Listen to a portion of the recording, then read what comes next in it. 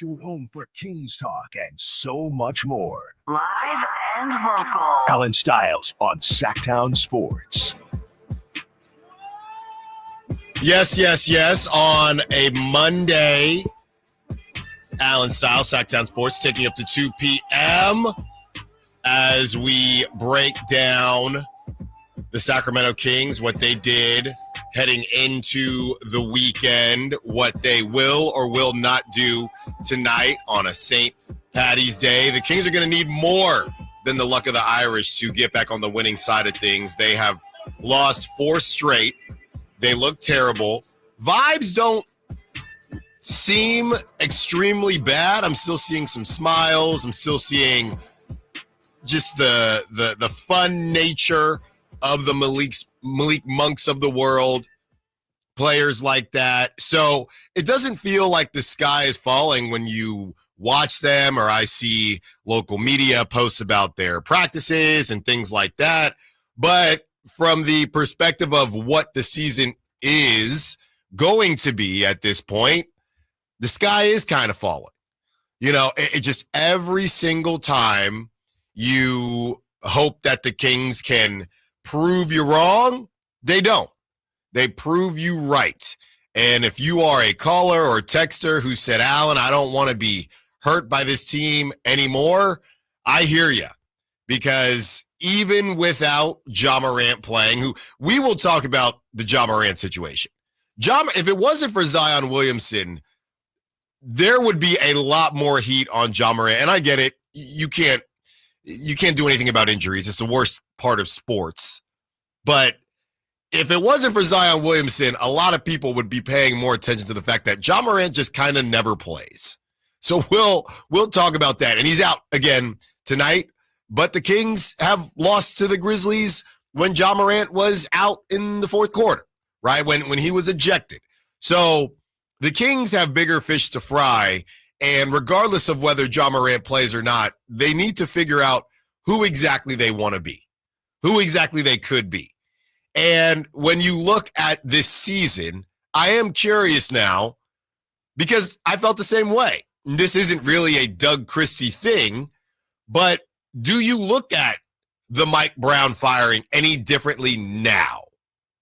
Because you made a decision to change up the feeling in the locker room, whatever it is. And, oh, by the way, I think we can all confirm that they're basically where they would be if the biggest Mike Brown hater out there can't tell me the Kings have actively tried to fall out of the play-in and they are unable to do it. They lose the battle of the trick off against the Suns, and they're still in the 9 seed. Thanks to the Suns being incapable of playing professional basketball unless they're playing the Kings, of course, and the Mavericks fielding a team that could possibly lose in March Madness. Fielding a roster that if you get them up against a random team and they play 10 times, that college team might get them. That's the lineup that the Mavericks are putting out. So the Kings, as much as they try to fall out of the play-in, are unable to fall out of the play-in. So now, even to the biggest Mike Brown hater, I think we can all confirm that Mike Brown could have done this. I don't think there's anyone out there, if it's a good thing they moved on for Mike Brown or they'd be the 12th seed. No, they literally tried, and they are unable to fall out of the play-in. So do you look at some of the decisions that were made any differently? If you were a move off of De'Aaron Fox guy, I was kind of that person, right? Do you look at that any differently now? A lot of times people will say, Allen, I don't want to talk about the past. Let's move on. Let's move forward. I don't want to talk about Mike Brown. I don't want to talk about De'Aaron Fox. Move on. Move on to what? Right? Move on to what? That'd be my question. I'd rather revisit how we got here to make it known, because I know people listen. I'll tell you that right now. I got checked, okay, a couple weeks ago. So I know people listen. So if you think your voice doesn't matter, it does. So as we revisit how in the world we got here, the question is, where are we headed next? Because, okay, fine. Let's not talk about Mike Brown. Let's not talk about De'Aaron Fox. What do you want to talk about? You want to talk about the game tonight as the Kings have given us really no hope, right? Could they figure it out and get off of the losing side of things? They've lost 4 straight. Maybe they could. But Carmichael Dave, Jason Ross, we all keep talking about this purgatory. That's where they are. Do you now look at how the Kings got here any differently? If you are the biggest Mike Brown hater in the world, and 916-339-1140, it's a Monday. Phone line's open all day. 916-339-1140, the biggest Mike Brown hater in the world, do you feel any differently?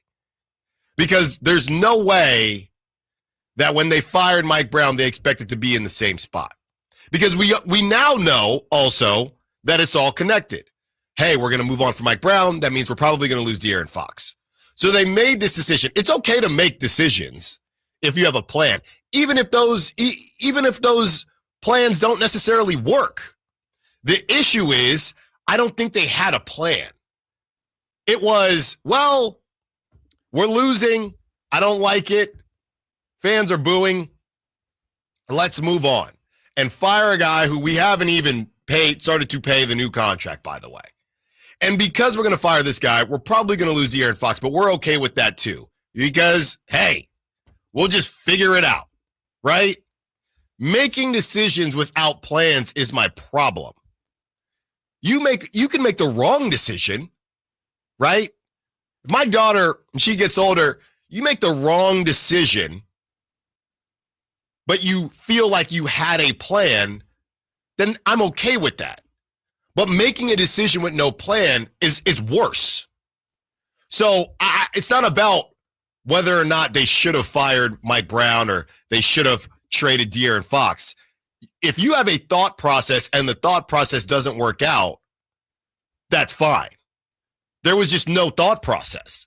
It just feels like we always joke about NBA 2K, right? It just feels like the decisions that are being made is just haphazard. No plan. You draft someone and it doesn't work out, you had a plan. The plan didn't work out, but you had a plan. I'm okay with that. It's a gamble. You swing and you miss. But firing a coach in the middle of the season, and Kyle, we were looking up the numbers on this, how many times in the history of the NBA has a team fired a coach in the middle of the season and they've made a playoff run? It just doesn't happen because people don't do that. Looks like twice. Please tell me who they were. Well, okay, so we're talking about just teams who are in the same position as the Kings. Because, like, Ty Lue taking over for David Blatt, that doesn't count. I mean, we can count it if we want. Okay, fine, we can count that one. It's the Hawks a couple of years ago when they fired Lloyd Pierce and Nate McMillan took over. That's right, with Jeff Teague. No, it wasn't Jeff Teague. This was when they went to the Eastern Conference Finals with Trae Young. And this was when Ben Simmons passed up the wide open dunk, and that's why they got to the Eastern Conference Finals. Got it. This was with Kevin Huerter was still on the team at that point. Okay, well, that tells you. Kevin Huerter. Mm-hmm. He had 29 points in the closeout game. And who's the other one? 2018 Milwaukee Bucks, where they fired Jason Kidd. They were 500. They made the playoffs as a 7 seed. And then the next year they hired Budenholzer and Giannis won MVP. And that was the beginning of their air quote dynasty. So twice. I mean, there are other examples, but those are the two, like, in the year that you're talking about. And not to mention both in the Eastern Conference, by the way. So that's part of it. There's also a list of interim coaches who got the full-time job, and that's a mixed bag also. We'll get to that later. Great. So decisions that have been made with no plan. No plan. You know, everybody knows, and by the way, I'll announce my first River Cats game later in the show. Just got the schedule. I'm very excited, so I'll let everyone know when you can catch me out there. But everyone knows I'm big into baseball. And, you know, I was talking to a guy. He got drafted a couple times, actually. Took it, made it to AA, and played professionally for a decade. Japan, all over the place. And he was talking to me about the evolution of hitting and how where they are now, and that this is why people obsess over exit velocity, right? Because I'm the type of person, I don't really care about your exit velocity. I'm very old school. Did you get on base or not? But the exit velocity kind of ties into what he's talking about, and it all goes into, did you have a plan at the plate, right? In a game like baseball, where you can fail 7 out of 10 times and make it to the Hall of Fame, you have to look at other things than the result. Did you have a plan? So you go up, you think that they're going to throw you a curveball within the first couple pitches here, so you sit curveball, and you hit it right on the nose, line drive, but it's to the shortstop. So you come back to the dugout, you're 0 for 1 on the night, but at the same time, you had a plan, right? So you weren't quote-unquote successful, but you had the right idea. You had a plan. The Kings right now have no plan, and they've shown it over and over again. You could even, to be honest, go back to DeMar DeRozan. We can sit here, oh, DeMar DeRozan's a wing. Okay, that's fine. But there was no fit. It was, we need someone. We need someone right now who's better than Harrison Barnes. And you got that. But there was no plan. We don't really know how it's going to fit, but we'll figure it out later. We don't really know when Devin Carter's going to play, but we'll figure it out later. We don't really know what's going to happen after we fire Mike Brown, but we'll figure it out later. But you don't. You didn't. And you're sitting in the 9-10, which thank the good Lord that you can do that. But you will be here year after year after year after year if you don't make any changes. So as the Sack Chat kicking off, Brett, why are we still talking about Mike Brown and Fox? It's over. Move on. Like I said before, move on to what, Brett? There's nothing to move on to. Okay? You know what else this is team, over? Hold on, Kyle. Hold on. This team is literally nothing. You wake up, you get excited to watch a team, and they let you down time and time again. So why are we talking about Mike Brown and De'Aaron Fox? Because there's nowhere else to go. So if you continue to just say, we're just going to move on to what, Brett? There's nothing to move on to. They're going to play tonight, win or lose. They're literally stuck in the 9 seed. You can't get your pick, right? They've literally tried. They're trying. It seems like someone on the Sack Chat said, oh, Allen, they're secretly tanking. They might be, but you can't lose enough because the Mavs can't field an actual roster. And the Suns, unless they're playing the Kings, can't win a basketball game. So you can talk about moving on, but there's nothing to move on to. This team, time and time again, has proven to us that it just doesn't make sense. Malik Monk, my favorite player on the team, he cannot score the basketball as a point guard. DeMar DeRozan, based on the minutes that he played, is one of the worst defenders in the NBA. Zach LaVine, still trying to figure out who he is on this team. He doesn't create.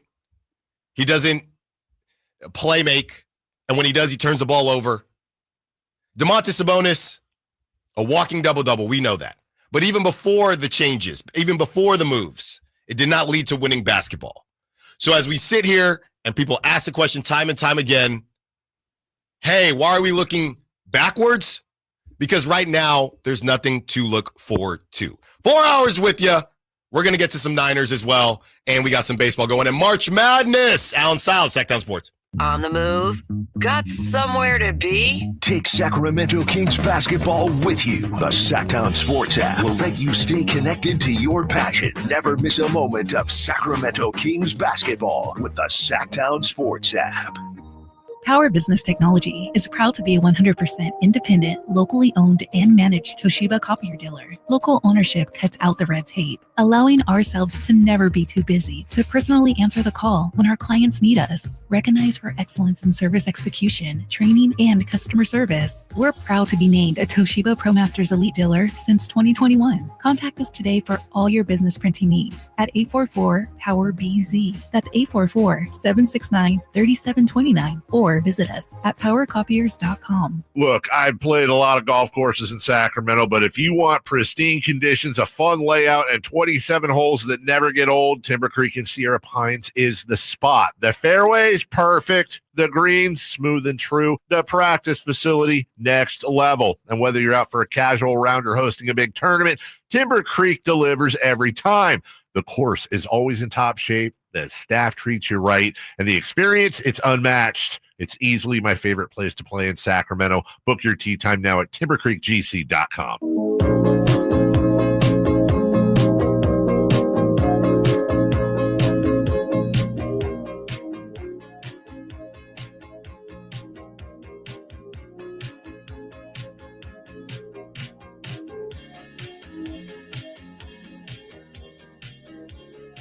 Allen Stiles. Watch the show on youtube.com/SacktownSports1140. Or listen on the Sacktown Sports app.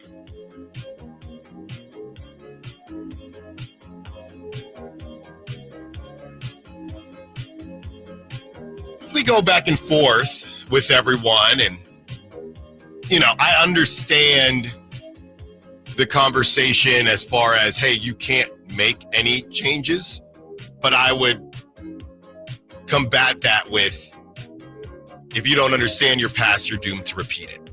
That's how I look at these things. And the other part is too, and which is funny to me, right, is when I'll hear from whoever, hey, we know what this team is, right? We know what this team is. We know they're 9-10. We know they're mediocre. It is what it is. So you have that side of things. And then you have the other side of things essentially saying, we can't look back. We got to look forward. So you put those two things together. What exactly is the direction that we want to go in? Hey, we know what this team is. They're mediocre, blah, blah, blah, blah.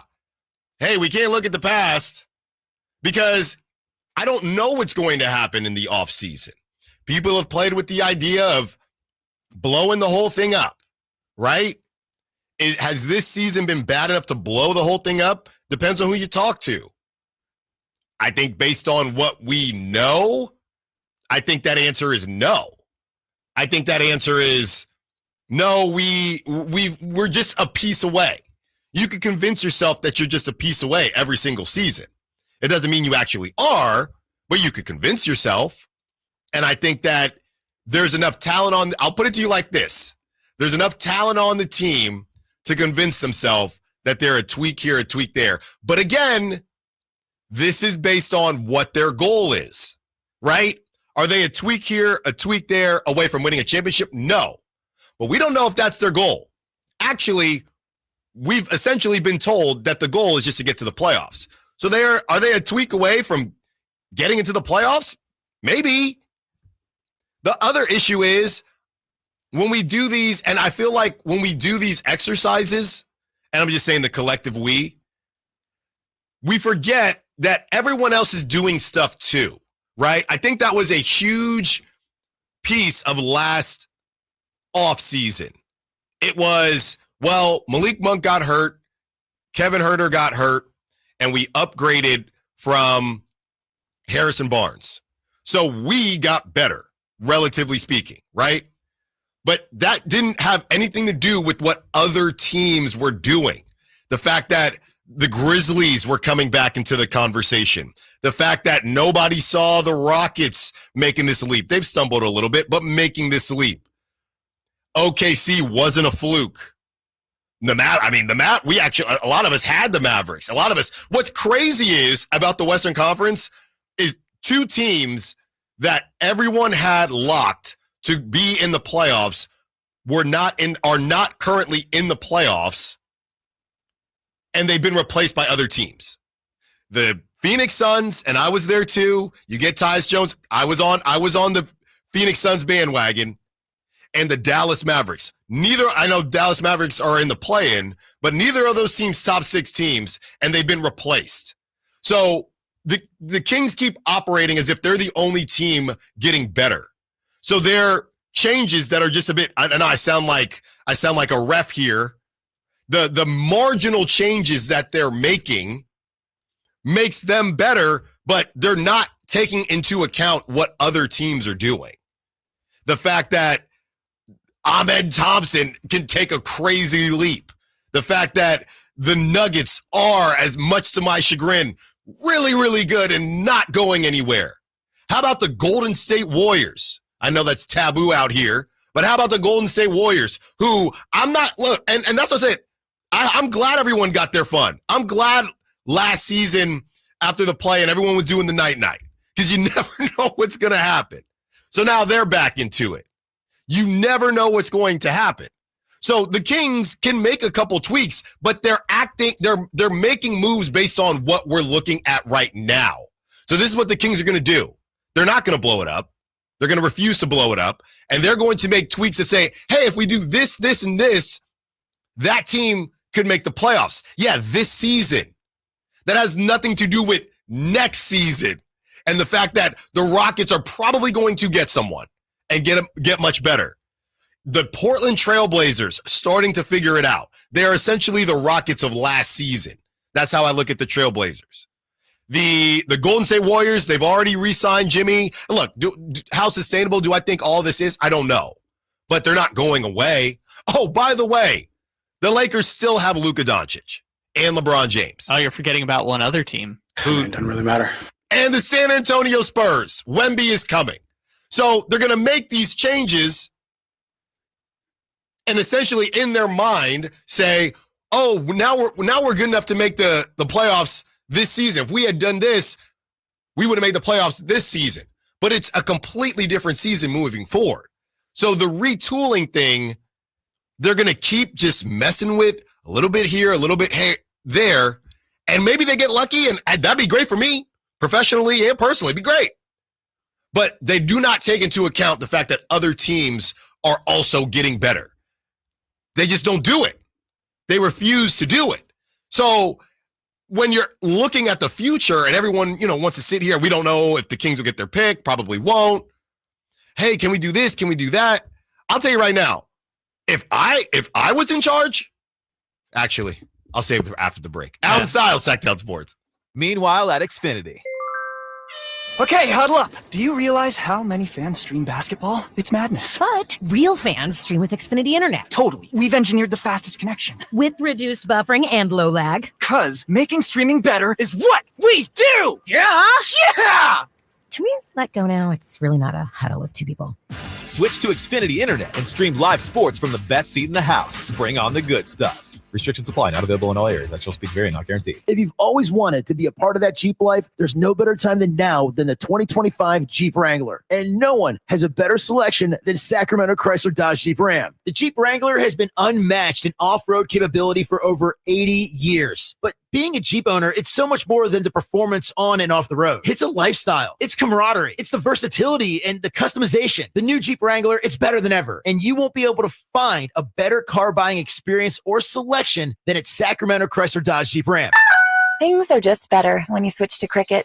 The sun shines a little brighter. Happy music starts randomly playing. Best of all, you can get iPhone 13 for just $29.99 with the ultra bright Super Retina display and up to 19 hours of video playback, all on Cricket's super fast 5G network. See, isn't that better? Smile, you're on Cricket. Requires new account imported on $60 plan. First service charge and tax due with sale. $25 activation fee. Terms and restrictions apply. Cricket 5G is not available everywhere. See store for details. With Progressive, it's easy to reach customer service with our app, website, chat, or by phone. Because when getting help is hard, it's not help at all. A little help. A little help over here. Thank you for calling Bench Press Assistance. What? Due to excessive gym volume, all available spotters are currently lifting heavy weights off the chests of other bench pressers. Seriously? Please continue to hold, and we will remove the barbell from your chest in the order in which your cry for help was received. Getting assistance should be easy. With Progressive, it is. Progressive Casualty Insurance Company and Affiliates. The Amish have a reputation for craftsmanship, determination, and quality. Hi, this is Frank LaRosa with a word about Naturewood Home Furnishings. You know, those virtues sound quite similar to the Keys family and the day-to-day values on display at Naturewood. The Amish furniture craftsmanship begins with the finest hardwood, shaping and molding the raw materials into one-of-a-kind art. In addition to the classic styles long sought and revered by discriminating furniture lovers, Naturewood Home Furnishings offers a vast selection that includes transitional, modern, farmhouse, arts and crafts, and other stunning styles, all available in the ultimate Amish standard of excellence built over centuries. All Naturewood Amish furniture is on sale right now for a limited time.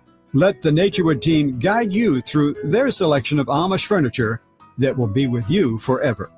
Naturewood Home Furnishings, off Highway 50 at Hazel. Look for the water wheel.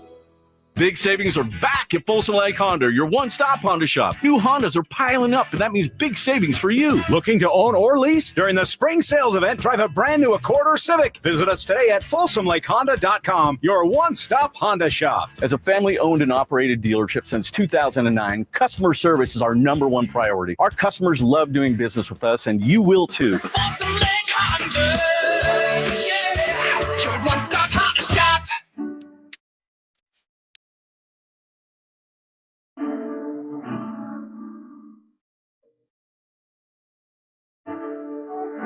Allen Stiles You can join the show by texting 916-339-1140. on Sacktown Sports.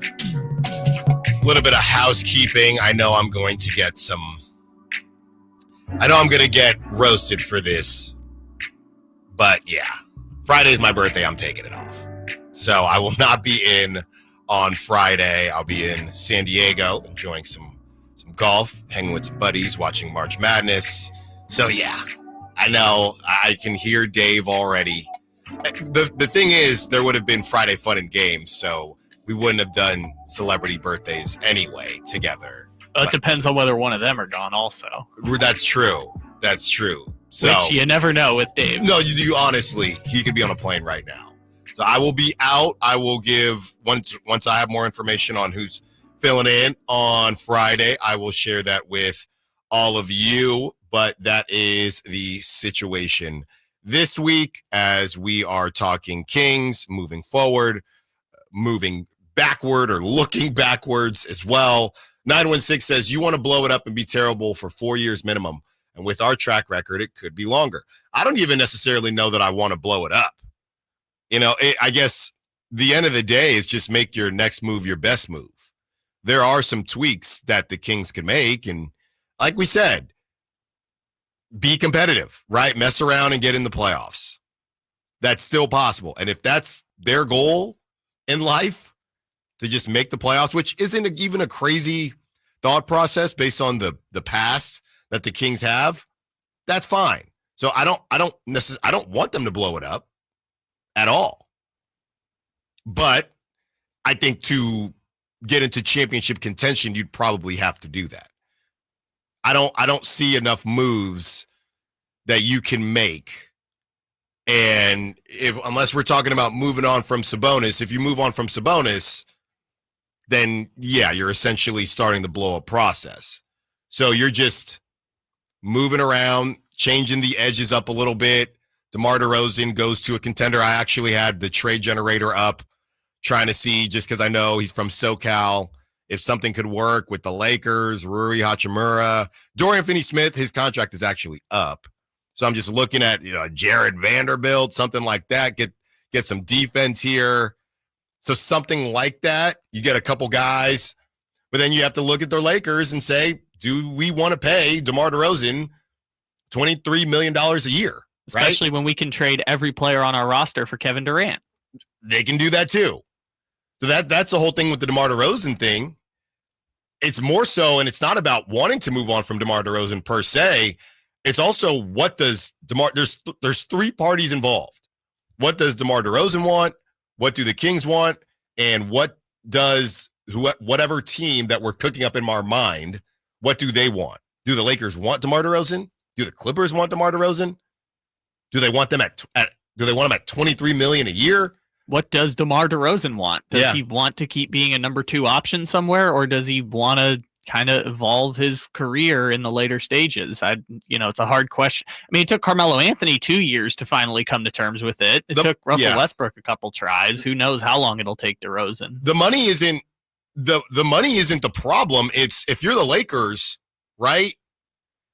At this point, DeMar DeRozan is probably best suited as a Jamal Crawford type guy. That's how I see him. So if you're the Lakers, am I moving off of Dalton Connect, and who's a young player in this league, and Jared Vanderbilt, who will put the clamps on you, and at 25 years old, am I moving off of 3 young players for DeMar DeRozan to come off the bench? Rui Hachimura, as much as Laker fans like to roast him, until you throw him in a trade, 27. So are you even moving off if Rui and Jared Vanderbilt for DeMar DeRozan? Why? Why would I do that if I'm the Lakers? I mean, on that Laker team, he probably has to start, but I think we kind of have to expand. Can you start Luka and DeMar? Yeah, I don't know. And Austin Reeves, you kind of would have to in that scenario. You're gonna score. You're gonna keep scoring. That's pretty much. I will say to the texter's point though, before we move on, if you're talking about a full rebuild, which involves trading Sabonis, which I'm going to say pretty firmly, don't do that. Mm-hmm. Please, please, please don't do that. You can retool, you can do whatever. It's not worth it. If you do, there's really no such thing as a 3-year rebuild anymore. And later on in probably the off season, I'll pull the numbers on the latest rebuilds and how long they take. But just off the top, if you think about Cleveland, after LeBron left, it took them 4 years to even get back to the playoffs. OKC, it took them 4 years to win as many games as they did with Paul George and Russell Westbrook, and that team wasn't even that great. Yeah. So there really are no such things as a 3-year rebuild anymore in the NBA, especially if you're going to say we're going to get rid of all our all-stars in order to make it happen. Well, if you look at all of the NBA teams right now, how many of them don't seem to have a direction? And I asked you this, Kyle, during the break, which teams are in a worse situation than the Kings, right? Because you could probably put the Jazz there, but the Jazz know, hey, we have a bunch of first rounders from the moves that we made. We're just not there yet. So there's 2 conversations. There's who's in a worse position than the Kings, period, and who's in a worse position than the Kings right now. The Jazz are in a worse position right now, but I don't know if they're actually in a worse position. You could make the argument that that's your opinion. Yeah, right? Exactly. But if they end up with Cooper Flagg, maybe I change my mind. Exactly. And that's from what the moves that they have made up to this point. We haven't seen the benefits of that yet, but that's what they're hanging their hat on. There are a bunch of teams, or how many teams are out there that there's nothing to hang their hat on? The Bulls can hang their hat on. Josh Giddey might be really good, but I think the Bulls, like you said during the break, I would put the Bulls there. The Pelicans got to be one of the most confusing teams in the NBA, period. I'd say they're like equal. Like CJ McCollum is their DeMar DeRozan, Zion is their Domas. Yeah, they're kind of equal. If we go down the list here, Washington, you'd say probably worse.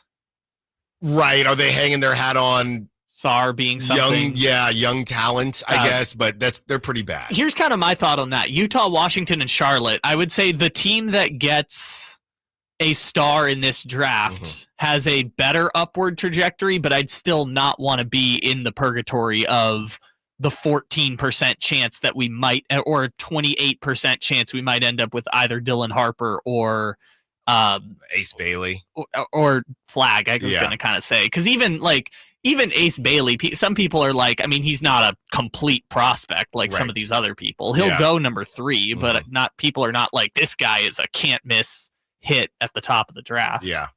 So I would say you have, I'm not putting this, I mean, the Spurs have Wemby, so obviously the Spurs are good.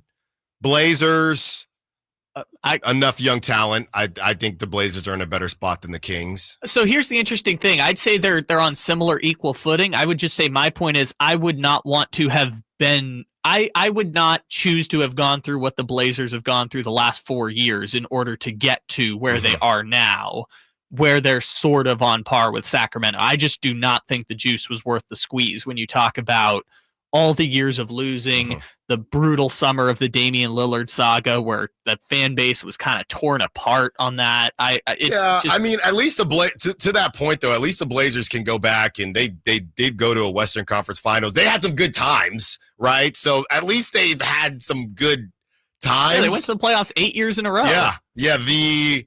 I think the Blazers are actually funny because is that the Kings' dream? Just to, hey, no one's actually going to think that we're going to win the whole thing, but we're just in the playoffs every season. That's what the Kings want. No one outside of Portland believes we'll win the whole thing. A lot of us in Portland also don't believe we'll win the whole thing, but we're in the playoffs every single year. Well, this was the fun thing. So you may remember that the Kings passed on Damian Lillard for Thomas Robinson, and CJ McCollum also says they had told him they were going to draft him. Yeah. I don't know if that would have appeased Kings fans, but I'll say this: the last 12 years would have gone a lot better with 8 playoff appearances and 4 playoff series wins and 1 trip to the Western Conference Finals than the Kings missing the playoffs every year except one. The Mavericks, I don't know. I guess the Kings are in a better spot. Here's the fun one. What about Philadelphia? You're stuck with Embiid, right? All that guaranteed money. You're stuck with Paul George. You have Tyrese Maxey. And Jared McCain. Which are kind of, we'll probably find out is redundant a little bit. 4 players on 4 completely different timelines. Yeah, I would say I think the Kings are in a better spot just because Domas is still an NBA player, and we just don't know when Joel Embiid's going to play. And they're locked into that Embiid contract, which is borderline untradeable now because you have no idea whether he's going to play next year. So the Kings are barely better. They sit at 33 and 33. They are literally 500. They've lost 4 straight, and the conversations about the future, the conversations about the decisions in the past just continue to just be nightmarish with the Kings. And you watch that game against the Suns, they look sluggish at all times. They just look sluggish at all times of the game. I really like Jake LaRavia. Of course, Jake LaRavia will probably not be with the Kings next season. You have this whole situation with Keegan Murray, and Keegan Murray is a good young player. Is Keegan Murray going to save your franchise at this point? I don't think so. But I do think he's going to be a really good player in this league for a very long time. So you have a couple pieces that you're looking at, but nothing to say, hey, at least we have blank, right? All these other teams that we've kind of talked about, even if it's the Jazz who stink right now, the Blazers can say, look, we need to make a decision at some point with some of our young talent. But at least we have young talent that we think a lot of people are going to be interested in. They're probably going to move off of Anthony Simons in the offseason. I could see him going to the Magic because, they need a scoring guard, something like that. I'm just literally looking at the Western Conference. The Jazz can say we got a bunch of picks coming. The Pelicans can say somebody at any point will overpay for Zion.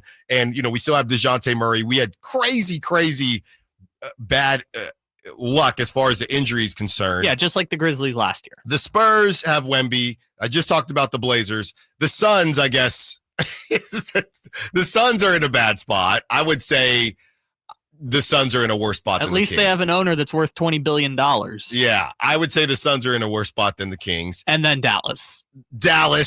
Yeah, no one wants to be Dallas. Yeah. Just straight up. Never go full Dallas. Sacramento, we're not Dallas. Yeah, hey, it could be worse. Sacramento Kings, ... Hey, it could be worse. This exercise has made me feel better because I'm like, you know what? There are like 10 teams that are in a worse spot than the Sacramento Kings. Yeah. So you know what? That's good. Which, by the way, 10. Portland and Houston having all the young talent, it's kind of 10. Portland and Houston having all that young talent is not a good excuse for why they should go full rebuild. Because you know how many years of irrelevant basketball they've had to play to get there? Rockets are in year 5 post James Harden. And I think that's part of this too, right? Nobody knew SGA was going to be SGA, and that's why he was part of that deal. So anything can happen. But as of right now, you look at the Blazers who have stunk and they're doing the rebuild thing. Who's the generational talent on the Blazers? Who's the generational on these bad teams? And not that it's not easy to find generational talent, don't get me wrong, but you can rebuild, you can tank, And we think Cooper Flagg is going to be generational, but we don't know, right? Yeah. We don't even know, and I don't even have to say generational. We don't even know who's going to be an all-star on the Blazers. Let's play the game of this. Is there any player on Houston or Portland who you say is going to be better than current Domantas Sabonis? The trajectory right now, I would probably say Amen Thompson. So that's one. Interesting. I thought you were maybe going to go Şengün. Well, I know, because I don't know that he'll ever get there, right? Interesting. But as far as upside and the leap, I look at how, okay, this guy really figured it out, and that's really the only guy. So to that point, you can make the argument, it really, as we got on this topic because the texter said, Allen, you want the Kings to blow it up and rebuild. Because I don't even necessarily think I'm there. It's just they haven't had a plan in the decision to not rebuild. Okay, we're not going to rebuild. They sit down, Vivek says, hey, we're not blowing it up. So figure it out. We're not blowing it up. And everything that has happened since then, right, those things haven't had a plan. It's okay to not rebuild because, again, there's not generational, they're not just, you don't just pick them off trees, generational players, or even all-star players. But if you're not going to rebuild, then you have to have a plan. And not to, again, go back and forth with what happened, and it is what it is, but we just went through the teams. Firing your coach and trading your franchise guy, that's not really conducive to winning. It kind of works against what your plan is, right? If your plan is not to rebuild, then you kind of stick with the status quo. So they're doing different things that just don't really make a lot of sense. Christie's Cuts on the other side. Allen Stiles, Sacktown Sports. Online, easy way to get life insurance in 10 minutes. Ethos has rates that you can afford, like a $500,000 policy for a 40-year-old male starting at $1 a day or $30 a month with a few health questions and no medical exam. Get your free quote right now at checkethos.com. That's checkethos.com. Not available in all states. Rates do vary. This is the story of the one. He's responsible for keeping a leading healthcare facility clean and safe. And he trusts Grainger's high-quality HVAC cleaning and safety products, combined with their world-class supply chain, to consistently deliver, ensuring he's covered inside and out, so he can focus on keeping his facility clean to help protect the health of everyone inside. Call 1-800-GRAINGER, click Grainger.com, or just stop by. Grainger, for the ones who get it done. Hey, it's Carmichael Dave for my good friends at American Energy. It's cold, and American Energy wants you to stay warm and make sure your system's operating safely. Here's the deal. A $49 tune-up inspection, which is regularly $119. That's a full safety and duct inspection. But guess what? If your system's over 10 years old, the tune-up is on them. That's right. It's free. Give them a call right now. $50 off your first recommended repair. And if you need a new furnace, half off the price of a new unit. Oh, by the way, breaking news. They're hiring right now. Here's the deal. They'll train you. Full benefits, generous incentive-based pay. Just call today for more details at 916-520-9990. That's 916-520-9990. Not only great deals from American Energy, but possibly a new career for you. Check them out at theaeway.com for an instant quote and tell them Carmichael Dave sent you. Call 916-520-9990 now. Bonneville International Radio Station contests are open to participants at least 18 years of age and older that are residents of California and who reside in one of the 6 counties that make up the Sacramento metro area, unless otherwise specified. Employees or agents of the station, Bonneville International Corporation, other area radio stations, or any entity associated with the contest are not eligible to win, unless the station otherwise specifies in its own discretion. Persons who have won in the last 30 days from a station contest or event may not be eligible. For a copy of the general contest rules, visit khdk.com.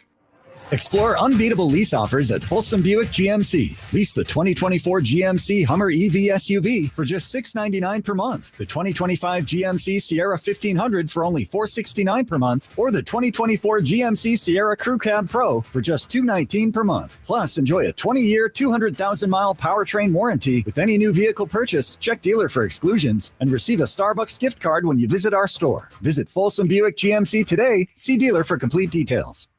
You know what I love about spring? It's a season of change, and that means it's time for a closet refresh. Enter Kohl's. With the extra 15% off they have going on, I saved on the latest styles for my entire family, like a cute dress for myself, linen shorts for my husband, and spring jackets for my kids. Just add sunshine and we're set. All thanks to Kohl's. Select styles. Some exclusions apply. 15% offer ends March 23rd. See store or Kohl's.com for details. Welcome to Staples. I hear Staples prints it all for any business. You bet. And we'll beat any print quote. So if I had a pizza place. Staples can print signs, menus, pizza boxes. A landscaping business. Oh, we can print yard signs, t-shirts, brochures. How about a pizza/landscaping business? I'll call it Dough and Mo. I like it. Right now at Staples, get up to $250 off your print purchase. Ends 4/5 exclusions apply. Visit staples.com/print for offer details. Price match guarantee valid in store and staples.com/print. Visit staples.com/price match for details.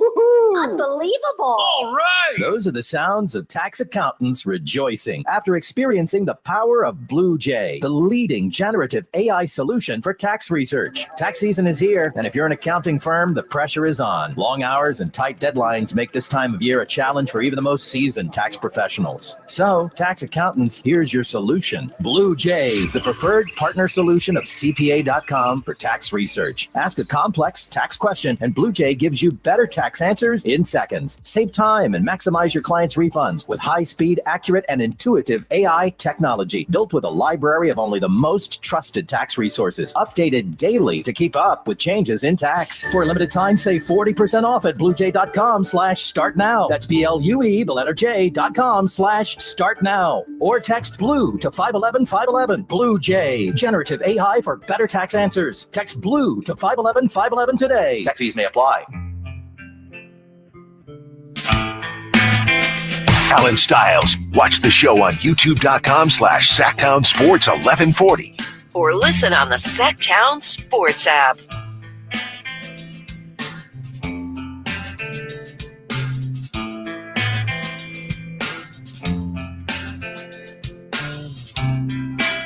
"916 says the DeMar signing made no sense. How do we match up DeMar and Levine after seeing it didn't work with the Bulls? Then drafting Carter, not a true point guard. Signed the 916 who suggested getting Trae Young." Yeah, we talked about Trae Young a little bit a couple of weeks ago as it's another confusing team. I guess I wouldn't say the Hawks are in a worse spot than the Kings because I think they have really good young talent.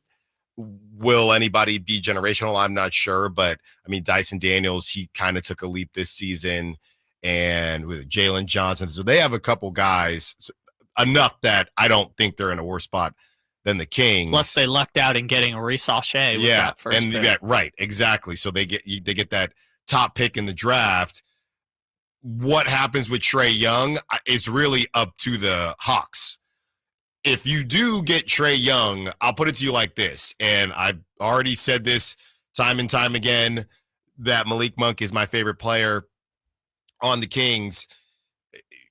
That is not a backcourt that I want to see starting. That can't happen. I'm not saying Malik Monk would have to be a part of that deal, but what I'm saying is Malik would either have to come off the bench or something. You cannot start. I mean, defensively, if you think it's bad now, it would just be awful. You might get a better version of Malik offensively. I think that's not a might. I think you definitely would, but defensively, it would be horrendous. So, that's a name that's floated around. How do you get? He's making a lot of money, so how do you get there? When we talked about it, we discussed DeMar DeRozan. What would the Atlanta Hawks really want with the DeMar DeRozan, and why would DeMar DeRozan want to go to the Atlanta Hawks? So how you do it, I think, makes things a little complicated there. All right, Kyle, it's time for Christie's Cuts. That wasn't us. We had a nice film session. We talked about a lot of different things today that I thought were very beneficial to where the guys need to be mentally, talking to them about some of their recent performances, and looking at some of the prior performances and the spirit that you have to have, the joy that you have to have, the aggressiveness that you have to compete at that level.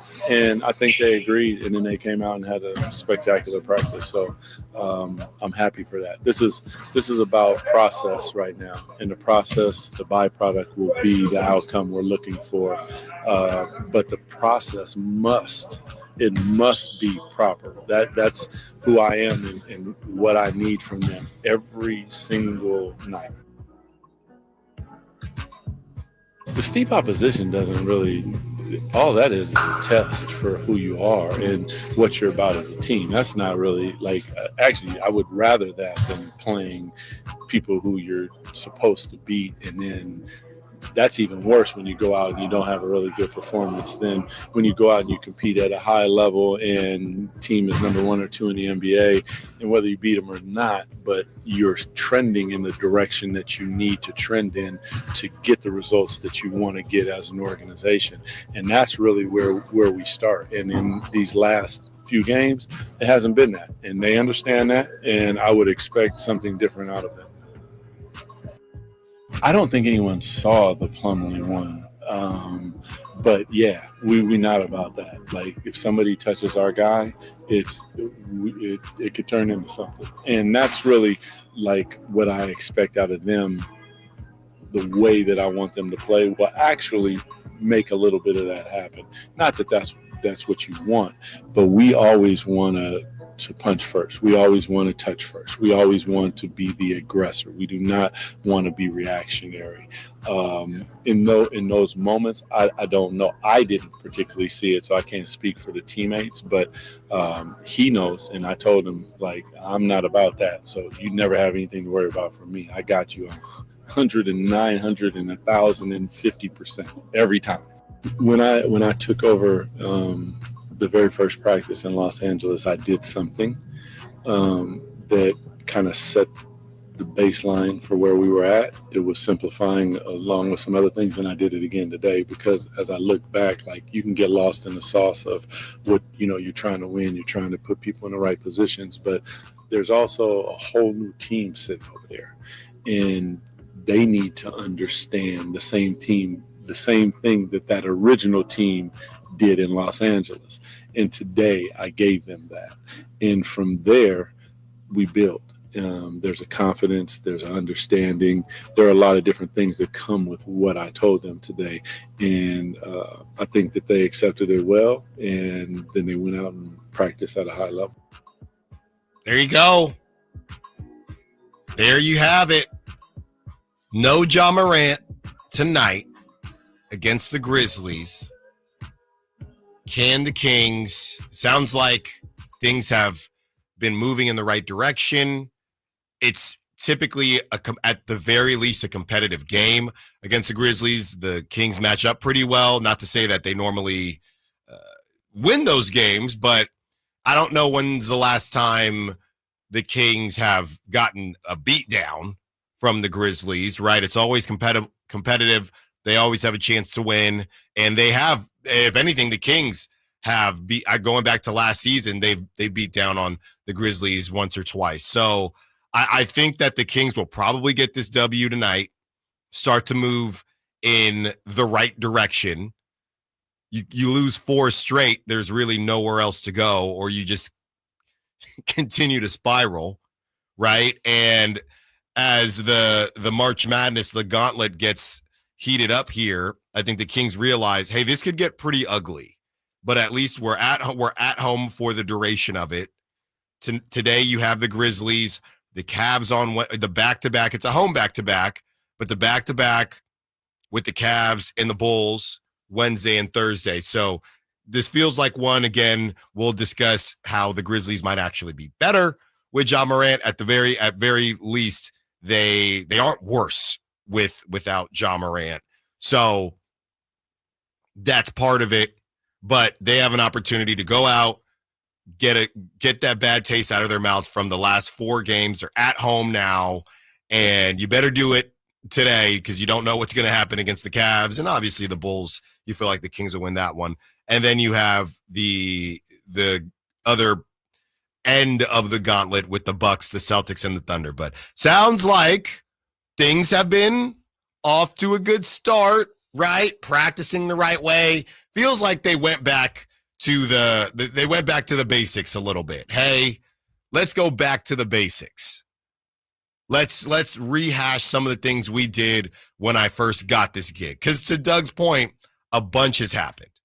A bunch has happened. So can we get back on the right side of things? They try to do it tonight. We continue breaking down the Kings as well as the NFL. There's still a bunch of moves happening as we hit the 11 o'clock hour. Allen Stiles, Sactown Sports. On the move? Got somewhere to be? Take Sacramento Kings basketball with you. The Sactown Sports app will let you stay connected to your passion. Never miss a moment of Sacramento Kings basketball with the Sactown Sports app. It's March, and you're in luck because at Overhead Door Company of Sacramento, they're slam dunking the competition with unbeatable deals on overhead doors. Hey there, Jason Ross here, and whether you're upgrading your home just like we did or need a reliable, secure garage door, they've got the perfect match for you. And March is the perfect time for a fresh start. Take your home to the next level with high-quality doors that stand strong, look amazing, and are installed by trusted professionals. The winning results we got is more than we could have asked for, and you can do the same. So visit overheaddoorofsacramento.com today and check out their showroom as well. And when you do, mention me, Jason Ross, or Sactown Sports, and find out about the $150 off a new garage door with the purchase of a garage door opener. Your dream door, just like us, is a click away. You can call them at 916-421-3747. Overhead Door Company of Sacramento, the genuine, the original overhead door. Always look for the red ribbon logo. With Progressive, renters can save on protection for the things that make your place yours, even things that don't make sense to everyone. People always wonder why I don't get rid of my guitar since I never play. But it's like, what if I actually end up taking lessons? Sure, I've had it for 8 years, but if I get rid of it, then what will my New Year's resolution be next January? Exactly. So bundle your renters and auto and save with Progressive and protect the things that make sense to you. Progressive Casualty Insurance Company and affiliates and other insurers not available in all states or situations. Covered subject to policy terms and conditions. Welcome to AutoZone. What are you working on today? My car is making this noise. Sometimes it's like doot doot, and sometimes it's like grrr. Do you have a dash light on? Oh yeah. And we don't have to listen for clues. With the free Fix Finder service, we can read a check engine, ABS, or maintenance light to find the likely fix and even recommend a local shop if you need one. So you don't need to hear the grrr. Not with Fix Finder. Free at every AutoZone. Get in the zone, AutoZone. Restrictions apply. Big savings are back at Folsom Lake Honda, your one-stop Honda shop. New Hondas are piling up, and that means big savings for you. Looking to own or lease? During the spring sales event, drive a brand new Accord or Civic. Visit us today at FolsomLakeHonda.com, your one-stop Honda shop. As a family-owned and operated dealership since 2009, customer service is our #1 priority. Our customers love doing business with us, and you will too. Folsom Lake Honda, yeah, your one-stop Honda shop. Meanwhile at Xfinity. Okay, huddle up. Do you realize how many fans stream basketball? It's madness. But real fans stream with Xfinity Internet. Totally. We've engineered the fastest connection. With reduced buffering and low lag. 'Cause making streaming better is what we do! Yeah! Yeah! Can we let go now? It's really not a huddle with two people. Switch to Xfinity Internet and stream live sports from the best seat in the house. Bring on the good stuff. Restrictions apply. Not available in all areas. Actual speed vary. Not guaranteed. Golf to Go is brought to you by the Hagen Oaks Golf Super Shop. Here's Frank LaRosa. In the shag bag, the renovation of Poppy Ridge Golf Course in Livermore, California continues on schedule for a reopening this year. Architect Jay Blasey's design assures a golf course we can look forward to playing a few months down the road. Check poppyridgegolf.ncga.org for updates. And Rod Metzler, PGA with Coursco, reports that the Campus Commons Golf Course continues to grow in after a complete redesign and is also scheduled to reopen in the next couple of months. I'm hearing a lot of talk about the nighttime crowd at the Hagen Oaks driving range with their Top Tracer technology. You'll find accomplished players alongside newbies searching for that first center of the club face experience that brings them back for more. The order of the evening is fun, so it might be worth a look. National Golf Foundation reports 45 million Americans over the age of 6 played golf both on course and off course in 2023. When can we count you on that list? That's your Golf to Go. I'm Frank LaRosa. What's up? We're talking to Chad Hoblet, Hoblet Dodge, Chrysler, Jeep, Ram, and Woodland. Chad, it's Ram Truck Month. The sales event's going on right now, and I know that means heavy discounts. It's not just a discount. It's big discounts on hard-to-find Ram heavy duties. Right now, save up to $16,000 off MSRP on remaining new 2024 Ram 2500 and 3500 heavy duties. When you need a hard-to-find truck, Hoblet has it, with over 500 new Rams available. Just one of the many reasons Hoblet always ranks as one of the biggest and best Ram dealers in all of America.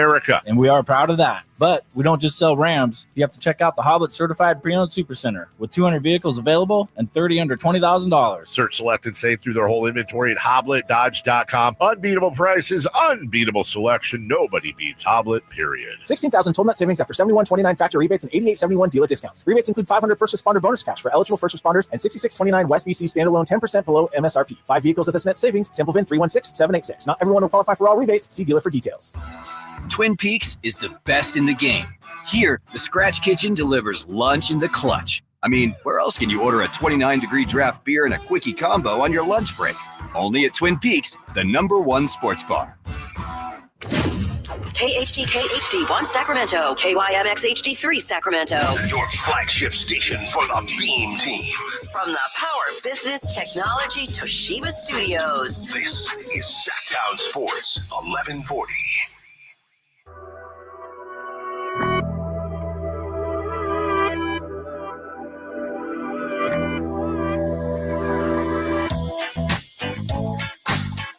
Allen Stiles You can join the show by texting 916-339-1140. on Sacktown Sports.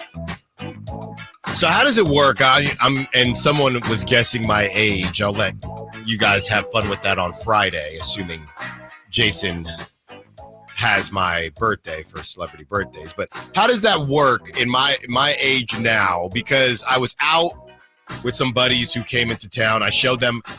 Everyone should be very proud of me.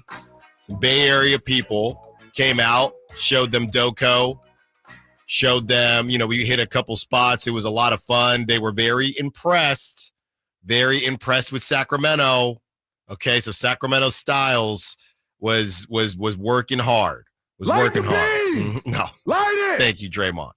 But with that, there was a lot of St. Patty's Day stuff going on. Right. So I'm curious because I'm washed up now.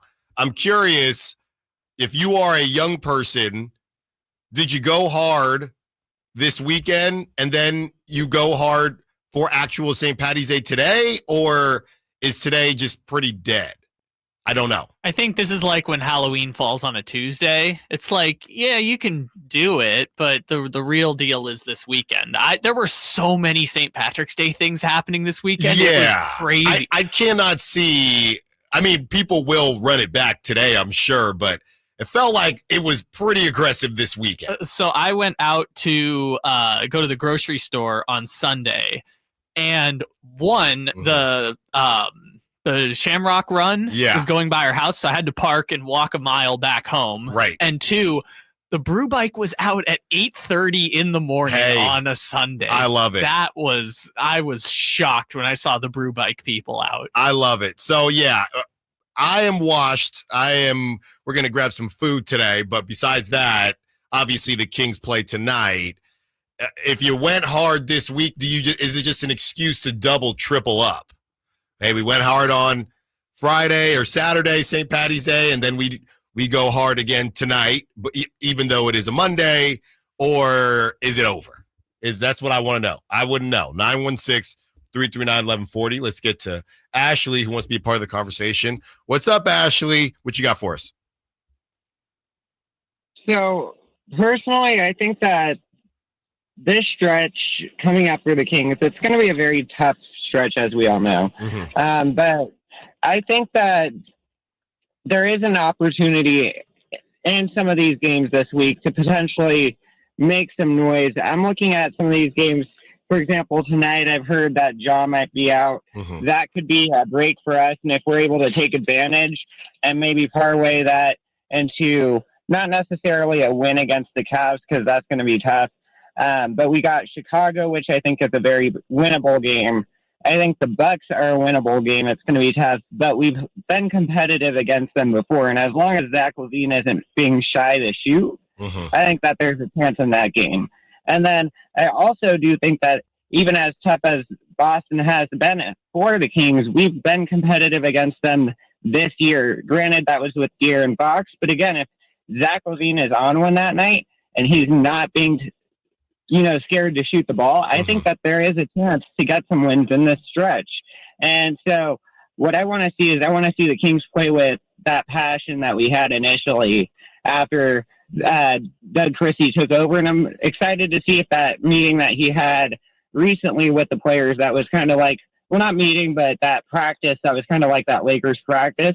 I'm excited to see if maybe that can help get us some of that momentum again.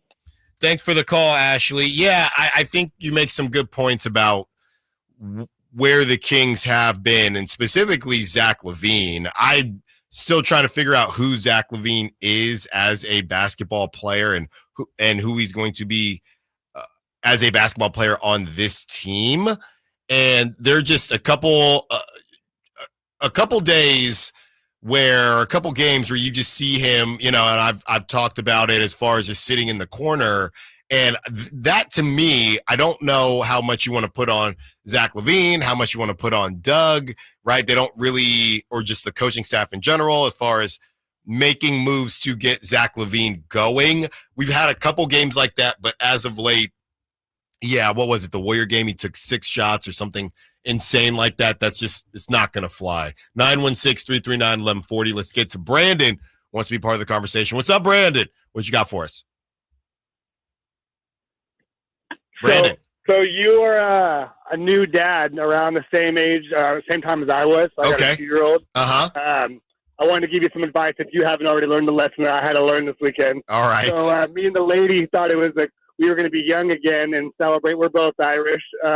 We were going to celebrate our holiday and get a little adult beverages in us. And Grandma was willing to take the sleepover. We rarely get away from the kiddo, so we took full advantage and try to go hard like we did pre-kid. I know where this is going. Let me just tell you, brother, that the hangover hits a little harder when you got that 2-year-old crawling on your back and wanting you to go play some basketball. No. So, yeah, I think I've aged a good 10 years since having my kid, but I love being a dad. So. Man, that is brutal, Brandon. You got any King stuff, or you just wanted to give me that heads up? I just wanted to give you a heads up. I also wanted to take a real quick question for you guys. Okay. I'm doing a friends bracket for the March Madness. Who you guys got maybe pulling this thing off? Man, thanks for the call, Brandon. And I will, trust me, I will answer the first part of your call in a second here. I will say this off the top of my head. I know the whole Cooper Flag, the injury thing is tough.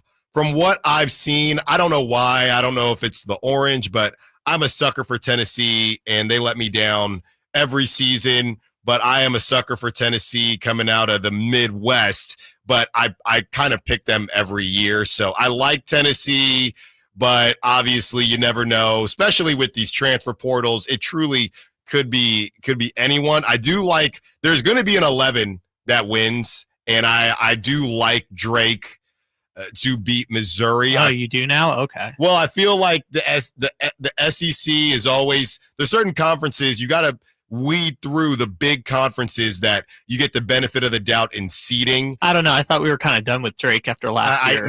Okay. Yeah, I get the joke. I'm also a sucker, and I've said this before, for Grand Canyon. I think they're one of the kind of hottest up-and-coming schools. So Maryland, a lot of people like Maryland, but be careful with Grand Canyon. They could get a little bit tricky. And for Brandon, I have UC San Diego winning it all. Okay, of course you do. Now, what Brandon said, Brandon, trust me, brother, I've been there. And you mess around, and you wake up thinking that you're 21, and you are no longer 21, and that kid does not care. The kid does not care. If anything, they sense it, and it's even worse. They know that you're struggling, and they decide to just get even friskier the whole day. So trust me, Brandon, I've been there, but I'm glad that you and the lady had a good time. It's worth it. It's still worth it. 339-1140. Let's get to Mitch, who wants to be a part of the conversation. What's up, Mitch? What you got for us? How you doing, Alan? Hey, Wait till the Terrible Twos. Oh, my goodness. I know. I know. It's going to be rough. You can do it. You're young. They're going to have to trade Keegan if they can't get a first-round pick for either DeMar or Zach. I like them both. They're good plays. I mean, DeMar might be a Hall of Famer. But the planning of signing him, maybe they had signed a power forward or a center. Fox would have wanted to remain. And one more thing you told about Utah's in good standing. Somehow they got Minnesota. They got all those first-round picks. They got 3 first-round guys last year, pretty much, in Filipowski and Collier and Cody. They just had a better draft, I think. Yeah. Definitely. And, Show. And thanks for the call, Mitch. And, Cody Williams and some of the moves that they've made, they're just stuck with the Jordan Clarksons and the Colin Sextons and what are we actually doing here? And obviously John Collins. I want to go back to what Mitch said as far as moving Keegan Murray. Now, obviously they can come to an agreement on an extension and this offseason, or he will be a restricted free agent, very similar to what's going on with Jonathan Kuminga. We'll see if he returns to the Warriors this offseason or if he goes elsewhere, if the Warriors don't want to match whoever offers Kuminga. Would I move on from Keegan Murray? I mean, my first thought initially is no, simply because the Kings, they don't have a lot of young assets to begin with.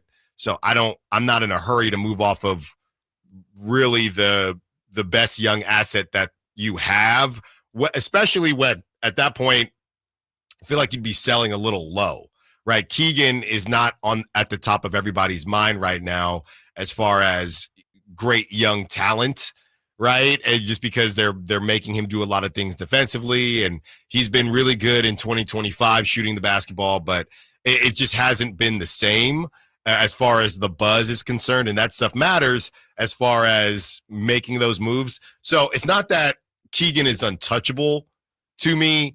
He's just probably untouchable right now because I don't know that you would get what he's truly worth. So that's why I probably wouldn't move off of Keegan. As far as the extension, and yeah, obviously you could lose him for nothing, restricted free agency, if you decide not to match. As far as the extension this offseason, I would offer him something, under 25 a year.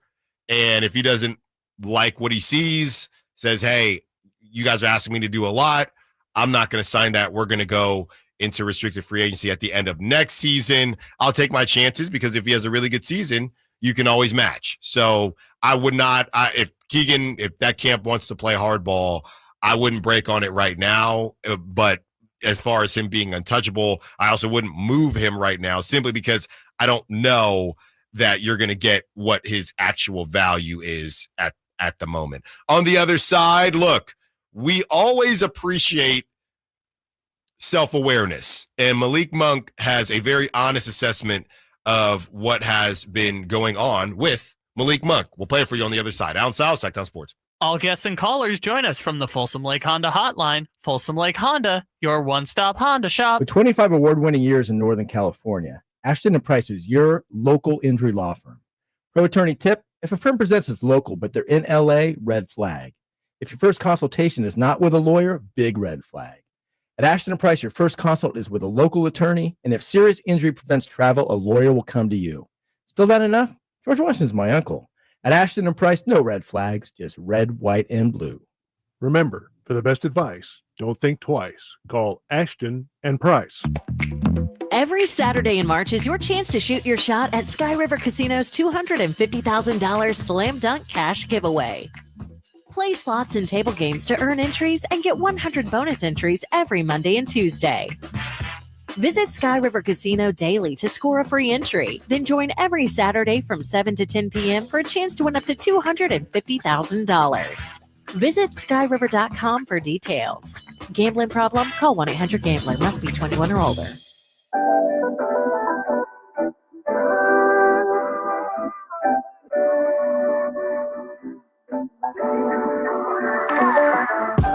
Your home for Kings talk and so much more. Live and local. Allen Stiles on Sacktown Sports. Took some calls last segment, and we can take some more as well. People reacting to some of the calls, saying Ashley is a little optimistic. This team is toast. That's from the 916. 209 from Dwayne. Not a fun season. Kings play AAU ball on both ends. Yeah, you're not far off, Dwayne. It is funny because it is a lot of ISO. It is very AAU-esque, and they don't play defense. So that's also part of it. Look, and we're about to play this Malik Monk sound as he's still trying to find his way as the point guard. I would say it's still not cooked as far as winning a championship. They were never going to win a championship, right? So the difference between is it what hope could have been, what could have been? Hey, well, technically, if you think a team can get to the second round, that means that you feel like they could get a little frisky and make some noise. And now that you don't think they can get to the second round, that hope and that part of it is done. This is who they always were. And they're just losing in different ways. And let's not act like they haven't had some bad luck too. Right? If we're going to sit here and defend Domantas Sabonis as far as being an all-NBA type of player and getting snubbed for the All-Star and things like that, well, yeah, it's going to be hard to win basketball games if that guy isn't playing anymore. For as much as we like Jonas Valanciunas, he is not Domantas Sabonis. So at least we can hang our hat on that, right? It's bad luck, but if they were losing these games with Domantas Sabonis, I think we would have an even bigger problem. Now, are they beating the Warriors if Domantas Sabonis plays? No, they're not. But they might beat the Nuggets. They might beat the Clippers. They might win some of these games. So, it's a little bit of the copium is strong with this one. I get it. But it is a reality. You're missing an all-NBA player. It's a big deal. And you get him back soon, and you kind of rock and roll from there. We have our preview coming up in the 1 o'clock hour, so we will break down all of that as well. Kyle, let's hear from Malik Monk and his assessment on just how things have been going. Here it is. When you're looking at your game and maybe reviewing film, what's the thing that stands out for you individually that is kind of maybe the most worrisome? I ain't worried about shit. Yeah. No, I ain't worried about nothing, man. I wasn't starting this year. I started. Coach got fired. Fox got traded. I became a starting point guard. I don't think you could prepare for that without knowing. So I'm fine. I know I got to be better. I know I got to make some shots. Can't keep going over. Can't keep going 1 for 7 from the 3. And I definitely got to pick it up on the defensive end to start the games. So yeah, that's all I've been saying on film when I've been watching. Just me being more assertive until Keon and Jake get in. I feel like that's got to be my job. That was Malik Monk, and Malik Monk is always honest about things. It's interesting, though, when I listen to Malik talk, not necessarily about his play towards the end, but now we have Doug, who has talked about what has happened this season, right? And now we have Malik Monk also talking about what has happened this season. It does worry me that the team feels like this whole thing is just kind of not a joke, but just, hey, this is what a crazy season. Let's just get out of here, right? Let's just pack it up. And I don't think that that's how they mean it. But if you are talking about everything that has happened, which, by the way, it is a bunch of craziness that has happened. Don't get me wrong.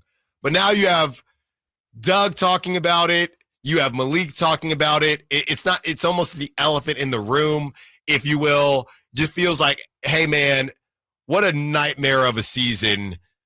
Let's just do what we can do and get to the other side, which is crazy because if you have Doug talking about that and you have Malik talking about that, how is Monty McNair and Wes Wilcox and Vivek, how are they looking at this, right? If it's stuff that's out of Malik's control, it's stuff that's out of Doug's control to a certain degree. Obviously, he was an assistant coach on the team, but is there any way where Monty can say, hey, well, we got put in a bad spot? Is there anything other than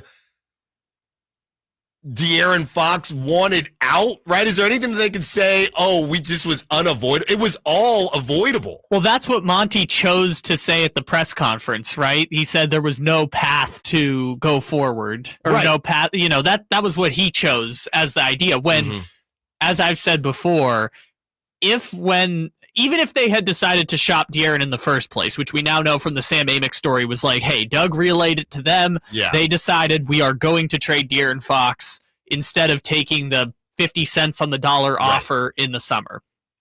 If they had said from the beginning, made a statement, we are not trading De'Aaron Fox, none of this would have happened. Not the falling out, not the trade, not the Zach LaVine interim beam team era. Doug would have still been the coach, and who knows, they might still be in the 9 seed, but at least you wouldn't be in the 9 seed and feeling like you have no chance, right? Right. And that's where I feel like the difference and the disconnect is everyone is looking at it like, oh, wow, what a season. And now because of the direction they've chosen, it feels like everyone is fighting for themselves and trying to stay afloat on a ship that has kind of already sunk. I mean, between Mike's firing, between Luke Lauk's jumping ship midway through the season, De'Aaron the ship is already sinking by the fact that 3 of your major contributors are gone. Yeah, it's definitely tough because then you have Zach LaVine's side of it where, hey, I'm replacing a franchise player on a team that already fired their coach. I mean, they're excuses, right? But I've always said just because you have an excuse doesn't mean that the excuse isn't legit, right? These are legit excuses. These are the kind of the way we view the word excuse versus the way we view the word reason. 2 similar words, but one is viewed negatively, one is viewed more objectively and or positively. And these are reasons. You can say excuse if you want, but these are reasons why this team is in a bad spot. While at the same time, for Zach's case specifically, and this is a human condition phenomenon, I feel like, but it works here. When we know you're overpaid, when the front office knows you're overpaid, and you know that you're overpaid, you don't garner the same sympathy for your reasons for not performing because everyone looks at it like, well, you're making more than what you deserve. Therefore, you deserve more of the criticism or deserve less sympathy for some reason, even though I don't think that's necessarily the case. That's just what we tend to do. Right. And look, whether or not Zach LaVine believes, I mean, if somebody was paying me $45 million, in my heart of hearts, I would convince I'm worth that, right? But if you feel like you're worth that, then be worth it. And you got to shoot the ball more than 6 times every game. Zach LaVine, to me, at this point, is the only guy that we're pretty sure out of the main group, right, the core rotation, that we're pretty sure is going to be on the team. Zach LaVine and Domantas Sabonis. And Domantas Sabonis is not playing. So Zach LaVine should be taking 15 to 20 shots a game.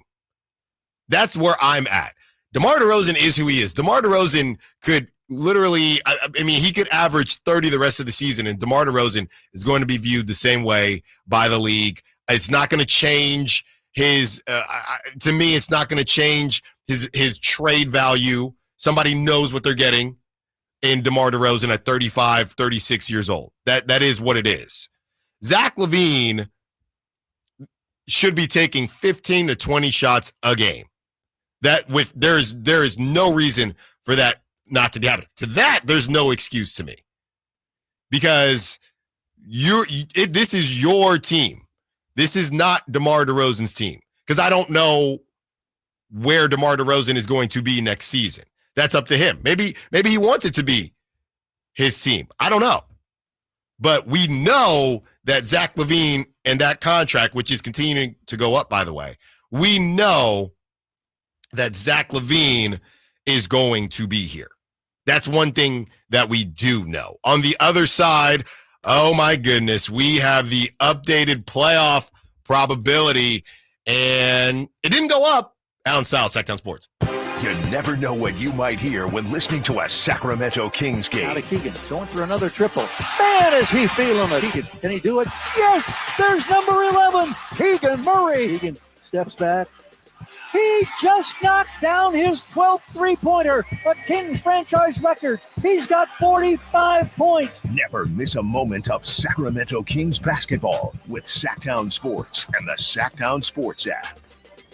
Big savings are back at Folsom Lake Honda, your one-stop Honda shop. New Hondas are piling up, and that means big savings for you. Looking to own or lease? During the spring sales event, drive a brand new Accord or Civic. Visit us today at FolsomLakeHonda.com, your one-stop Honda shop. As a family-owned and operated dealership since 2009, customer service is our number one priority. Our customers love doing business with us, and you will too. Folsom Lake Honda, yeah, your one-stop Honda shop. Power Business Technology is proud to be a 100% independent, locally owned and managed Toshiba copier dealer. Local ownership cuts out the red tape, allowing ourselves to never be too busy to personally answer the call when our clients need us. Recognized for excellence in service execution, training, and customer service, we're proud to be named a Toshiba ProMasters Elite Dealer since 2021. Contact us today for all your business printing needs at 844-POWER-BZ. That's 844-769-3729, or visit us at powercopiers.com. Thunder, feel the thunder. It ignites something inside of you. Lightning and the thunder. Sets alight an elevated state of being. Days are pure exhilaration. And the nights, they're simply electric. See it, hear it, feel it. Thunder, feel the thunder. Lightning and the thunder. Thunder Valley Casino Resort. Feel the thunder. Sacramento's premier country music festival, Country in the Park, is coming back May 16th and 17th at Cal Expo with Bailey Zimmerman, Billy Currington, Cole Wetzel, Nate Smith, and more. You'll enjoy food trucks, rock walls, and a mechanical bull, line dancing, and more. Single-day GA tickets start at $52 at CITPFest.com. Country in the Park, May 16th and 17th with Paul Mitchell, The School, Sacramento, and Stoney's Rockin' Rodeo. Find out more at CITPFest.com. Hi, I'm Justin Gingery from the law firm of Gingery, Hammer and Associates. When you have been injured by the fault of another, you will want advice you can trust. If you know an attorney you can trust, I hope you call that person. But if you don't, please call me. I promise I will be the attorney you can trust, along with my entire team. I have been helping accident survivors recover compensation for their injuries for 25 years, and we can help you. There is no charge for calling. If you have an injury, just call Gingery. The Amish have a reputation for craftsmanship, determination, and quality. Hi, this is Frank LaRosa with a word about Naturewood Home Furnishings. You know, those virtues sound quite similar to the Keys family and the day-to-day values on display at Naturewood. The Amish furniture craftsmanship begins with the finest hardwood, shaping and molding the raw materials into one-of-a-kind art.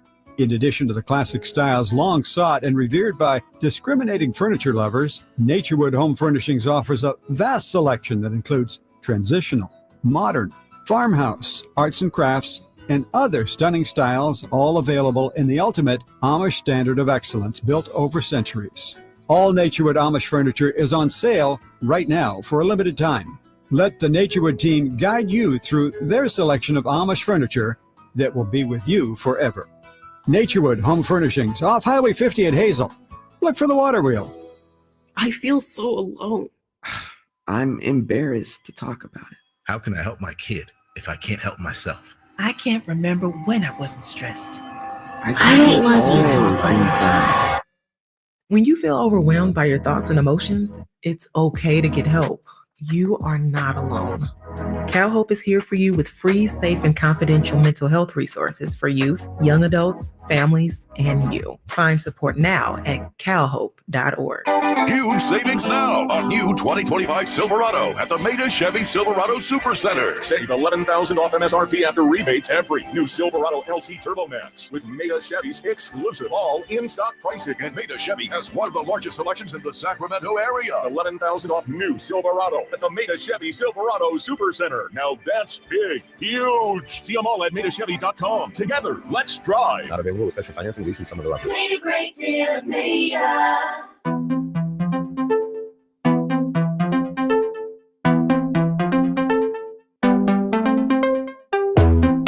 Allen Stiles. Watch the show on youtube.com/Sacktown Sports 1140. Or listen on the Sacktown Sports app.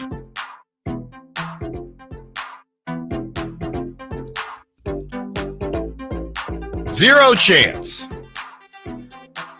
of getting the 6th seed. 3.3 chance of getting the 7 or 8 seed. We are at 93.7% of being in the 9-10 game and 3.1. So that has gone up. 3.1 chance of missing the play-in. 22.5% chance of making the playoffs. That's where we're at now. That's where we're at. And that's why we're getting texts the way that we are getting texts right now from the 916. Monty needs to go, plain and simple. And Vivek needs to start listening to the right people within the organization. Yeah, I just don't know where the blame starts and ends. That's my question, right? I don't know for certain. As we kind of break down how the player, the team in general is just thinking, man, what a crazy season, right?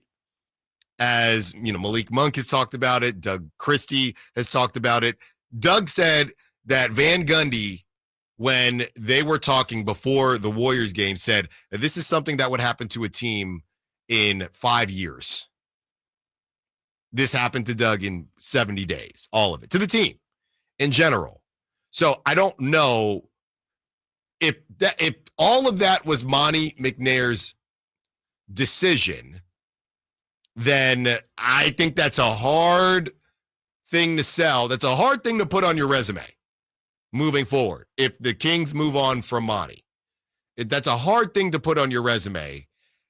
As we look at his Kings resume, hey, we had the Beam Team season, GM of the year.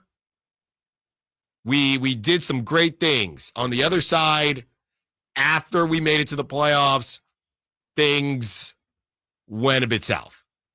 And from some of the decisions draft-wise to some of the decisions, firings and trades, was that all him? I don't know that we'll ever know.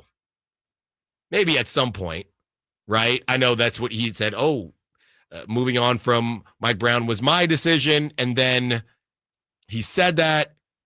Things kind of changed when we saw all of the articles that have come out from Sam Amick and Anthony Slater and ESPN, The Athletic. But initially, Monty said it was his decision to move on from Mike Brown. So they all knew within the organization, we move on from Mike Brown, we're probably going to have to move on from De'Aaron. Maybe they thought, because if you move on from a coach, and then the other coach, what was it? They won 7 straight. If you don't convince, it really couldn't have worked out any better for the Kings if De'Aaron had any feeling at all to stay. Because Doug came in, they immediately started winning basketball games. So once that, they couldn't have drawn that up any better, and De'Aaron still didn't want to stay. But they knew, I would say, the whole crew from Mr. Vivek on down, they all knew that moving on from Mike Brown would probably lead to trading De'Aaron. So maybe they thought it wouldn't actually all go down in one season. But when you decided to move on from Mike Brown, it's actually kind of worse than what we initially thought. Because when they first fired Mike Brown, there was a lot of, okay, you've kind of been preparing Doug for this, and Doug got off to a really hot start. Seems like this is the direction they wanted to go in.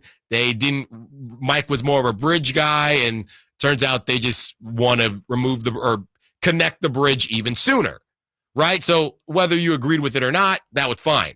The issue was, now that we know that De'Aaron said, I will leave if you move on from Mike Brown, that kind of changed everything, because that turns into, okay, so you were willing in a new contract that you haven't even started paying Mike yet, you were willing to make that move knowing what De'Aaron told you. That makes the whole thing different and basically puts the Kings in a position where it's, yeah, you kind of asked for this, because you, at the time when they fired Mike Brown, I didn't know, most people did not know how connected it was to De'Aaron. We knew De'Aaron liked Mike Brown, but we didn't know De'Aaron told them in the summer. So you did make this decision, and to answer the question whether or not any of this was avoidable, I guess no, if you were not. No, it is avoidable if you just don't do it. But once you decided to move on from Mike Brown, then the De'Aaron Fox stuff, you could argue, I think they should have held on to him and called his bluff, because I don't think De'Aaron has done enough in the league to just cook a whole season. But in their mind, they thought that they could kind of finesse a get-rich-quick scheme, and it didn't work.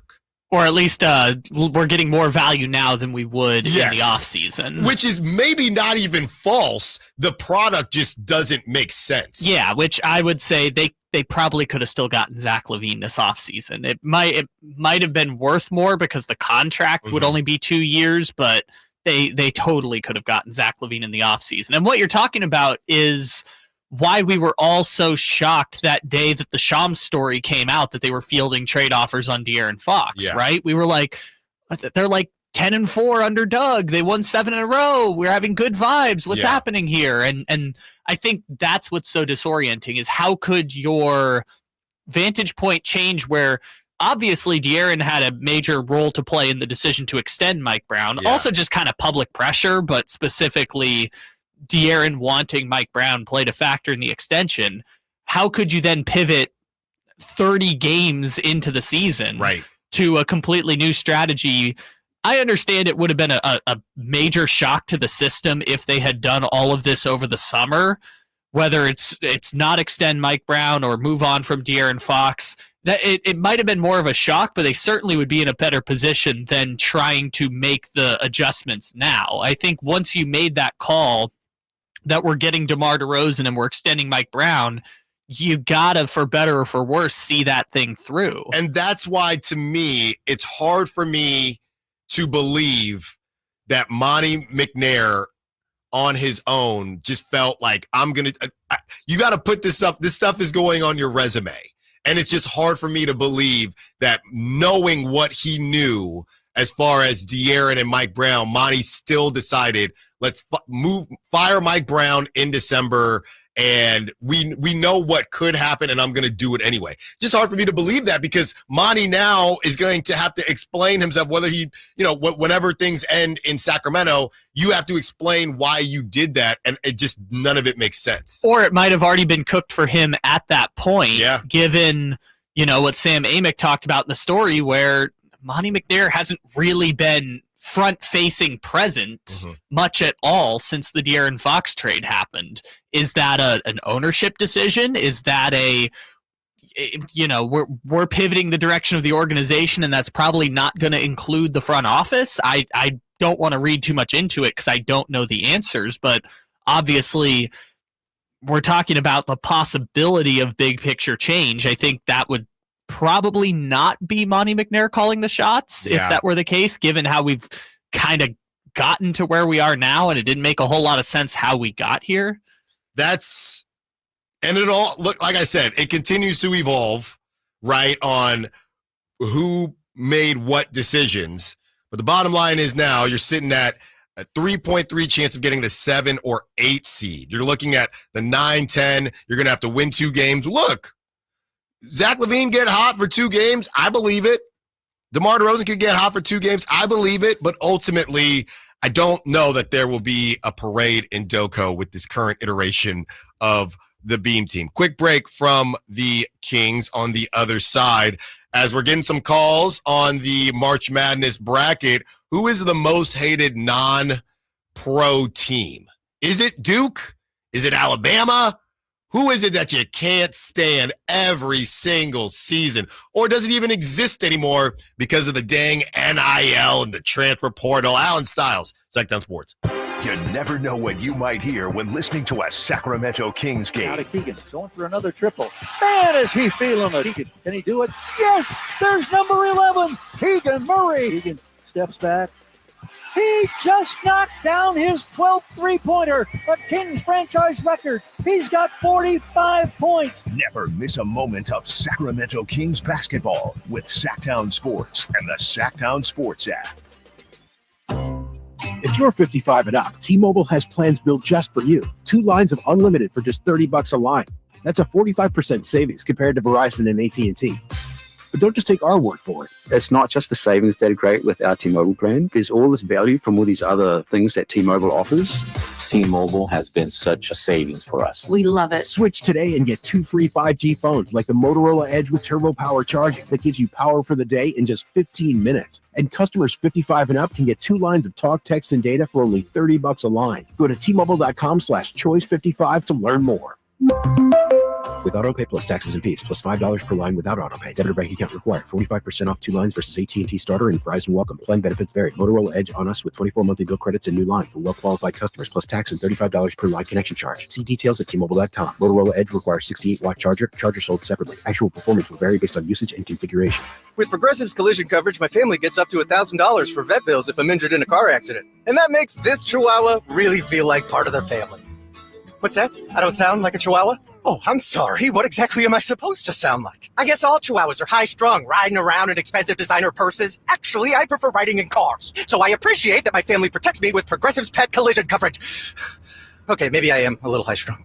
Progressive Casualty Insurance Company and affiliates. Not available in all states. Coverage for dogs and cats is included with the purchase of collision coverage and is subject to policy terms. Jackson Hewitt wants you to save money on tax prep. We're saving money by having our intern rap in this commercial. Don't stress, Jackson Hewitt's got expert tax prep, $149 or less. Yo, some tax guys lie about price. What? They got hidden fees, that ain't nice. Ain't nice. Don't ignore MC Kevin's rhyme, because this deal's for a limited time. $149 for tax prep that's $149 or less. Hurry into Jackson Hewitt today. No cap. Limited time offer for new clients of federal returns. Participating locations only. Terms at jacksonhewitt.com/149. Why pay more for prescriptions? Stop overpaying and start saving with SingleCare. It's easy. Find your prescription on singlecare.com, show the coupon at the pharmacy, and start saving. SingleCare works at pharmacies nationwide and is completely free to use, whether you have insurance or not. So the next time you fill a prescription, check SingleCare to make sure you're getting the best price. Take control of your prescription costs. Go to singlecare.com or download the free app today. Wesley Financial Group is not a law firm. Do you find yourself stuck in a timeshare? Get the real facts about the timeshare industry and your options for cancellation. Chuck McDowell, founder of Wesley Financial Group, has put together a free information guide that reveals the secrets the timeshare industry doesn't want you to know, including the 5 ways to get rid of your timeshare. Call now and get this timeshare cancellation guide absolutely free. Call 800-837-5050. That's 800-837-5050. 800-837-5050. Spring is in the air, and that means gigantic savings for all your oil change needs at Jiffy Lube today. Get a $25 gift card with the purchase of any Pennzoil Platinum full synthetic oil change through May 31st at your local Jiffy Lube service center in the greater Sacramento areas. And don't forget about the additional $30 off online coupon at jiffylube.com. Terms apply. Valid email address required. See pennzoil.com/rewards for details. Jiffy Lube, huge spring savings for you today. Day after day, you work hard, too hard. So when the moment comes, a rare and special moment, where you find yourself in the quiet luxury of your own living room, taking a nap, ah yes, that's a well-earned, well-deserved moment indeed. Right now, get your furnace tuned up with Bonnie for just $59. That's actually the deal of the year. Then who knows? Maybe take a good nap or two. Bonnie, plumbing, electrical, heating, and air. Bonnie.com. License 696355. Listen for the Toyota Tahoe Report every Thursday, Friday, and Saturday with Johnny Mosley to get the latest weather conditions in Tahoe throughout this snow season. Brought to you by your local Toyota dealers. Toyota, let's go places.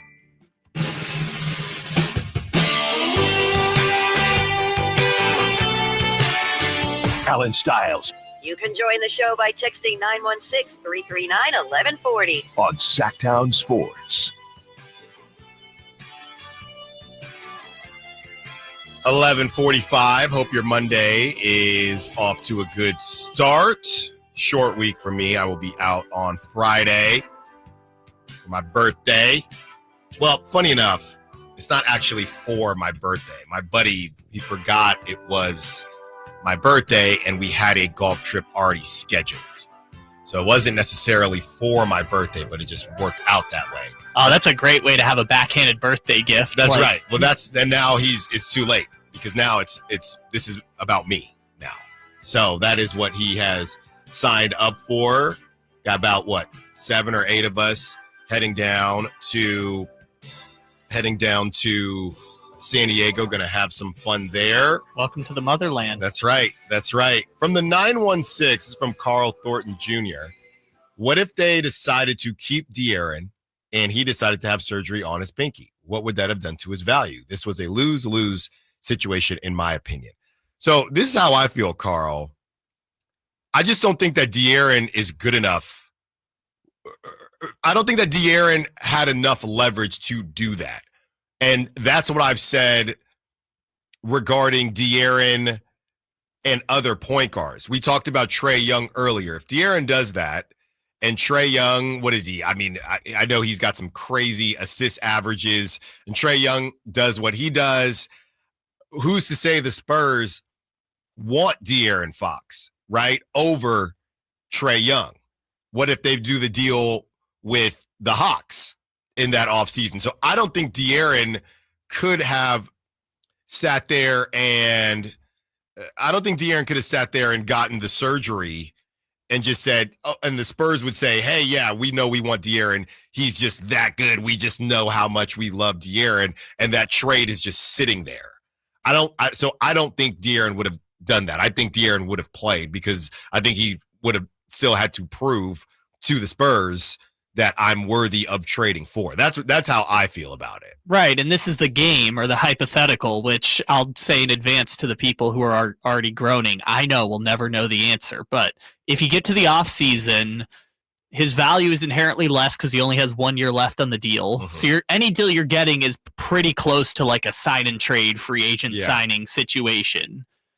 But you also have more teams, because the thing people forget is once the news got out there via the Shams report that the Kings were fielding offers, that's when Rich Paul steps in and is like, the only team we're going to sign with is San Antonio. Right. And if that's the case, you've just limited it to one bidder, essentially. Mm-hmm. And yes, San Antonio gave them probably a larger offer than they would have gotten from San Antonio in the offseason, but maybe another team gets involved and decides, hey, we're one piece away. Yeah. Let's see if we can try and win a championship now and maybe convince De'Aaron Fox to stay. Who knows? Exactly. And, obviously, hey, we knew we wanted to go to San Antonio. A lot can just happen, right? It was all very quick. Everything happened so quick, and we'll never know. But I don't think De'Aaron, this isn't Luka, right?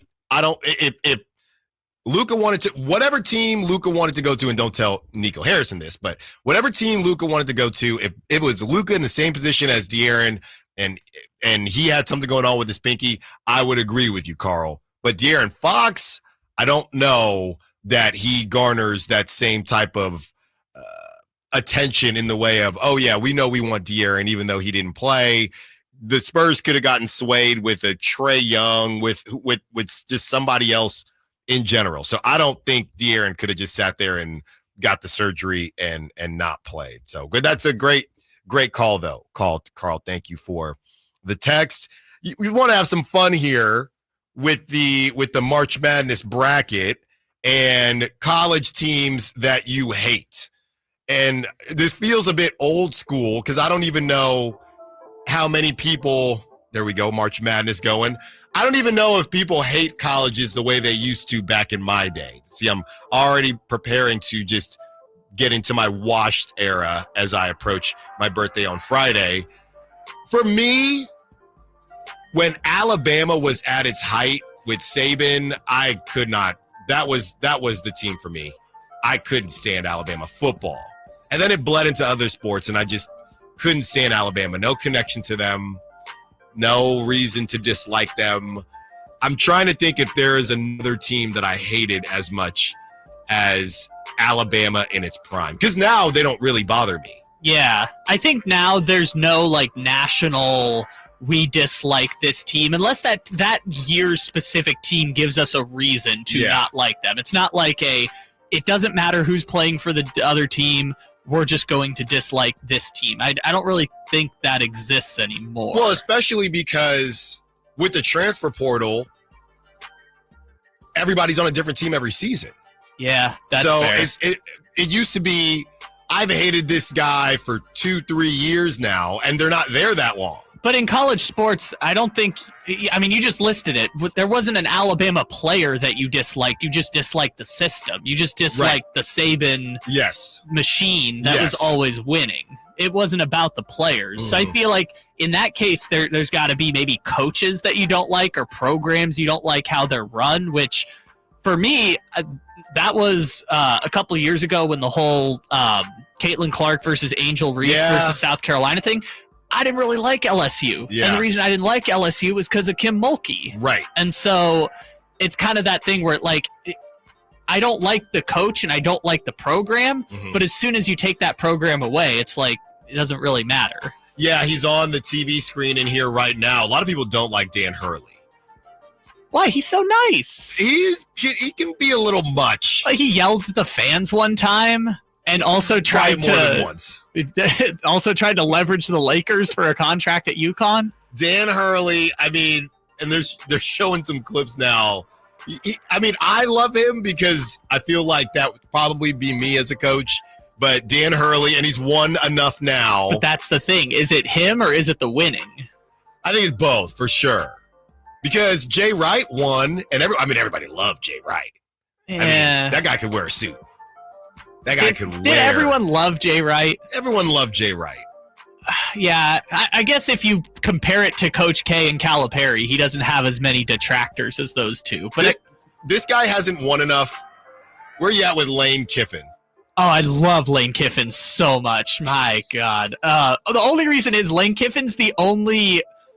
Lane Kiffin, so in college, I don't want to do a deep college football tangent, but all of these college football coaches used to have personality, and now they're like CEOs. Yes. Right? They're invisible faces who never say anything interesting. And I love that Lane Kiffin is the one 45-year-old bachelor bro who happens to be a college football coach. I love that he's one of the only coaches with personality. Well, I do wonder now, and March Madness is obviously different to college football, even though college football keeps expanding the playoff. But I do wonder now, Drew Timme, he was at Gonzaga.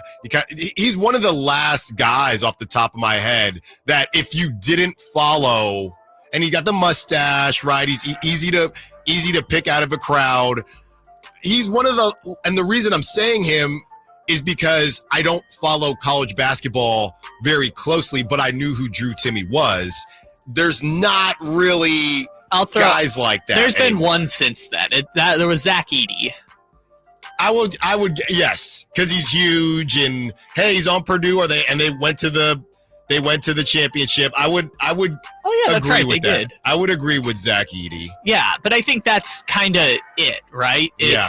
There's maybe one every couple years. This year it's Cooper, but it's not because of. But it's not even Cooper as much as it's okay. So who's the top pick from Duke that's going to be here for a year this time? And this year it's Cooper Flash. But it also only happens every 5 years, though, right? It was Jahlil Okafor, and then it was Zion and RJ and Cam Reddish, and now it's Cooper. It doesn't happen every year. It only happens specifically when a number one prospect decides to go to Duke, which honestly doesn't happen I mean, Paolo was there. but that Paolo's year, I remember now, got overshadowed because of the Coach K retirement tour. So to keep it with Duke, again, Coach K gone now. Do people still hate Duke? I think so. Here's my 2 cents on that, is that if you hate Duke, you already got the payoff, which is in the Final Four of Coach K's last season, you lost to North Carolina. Yeah.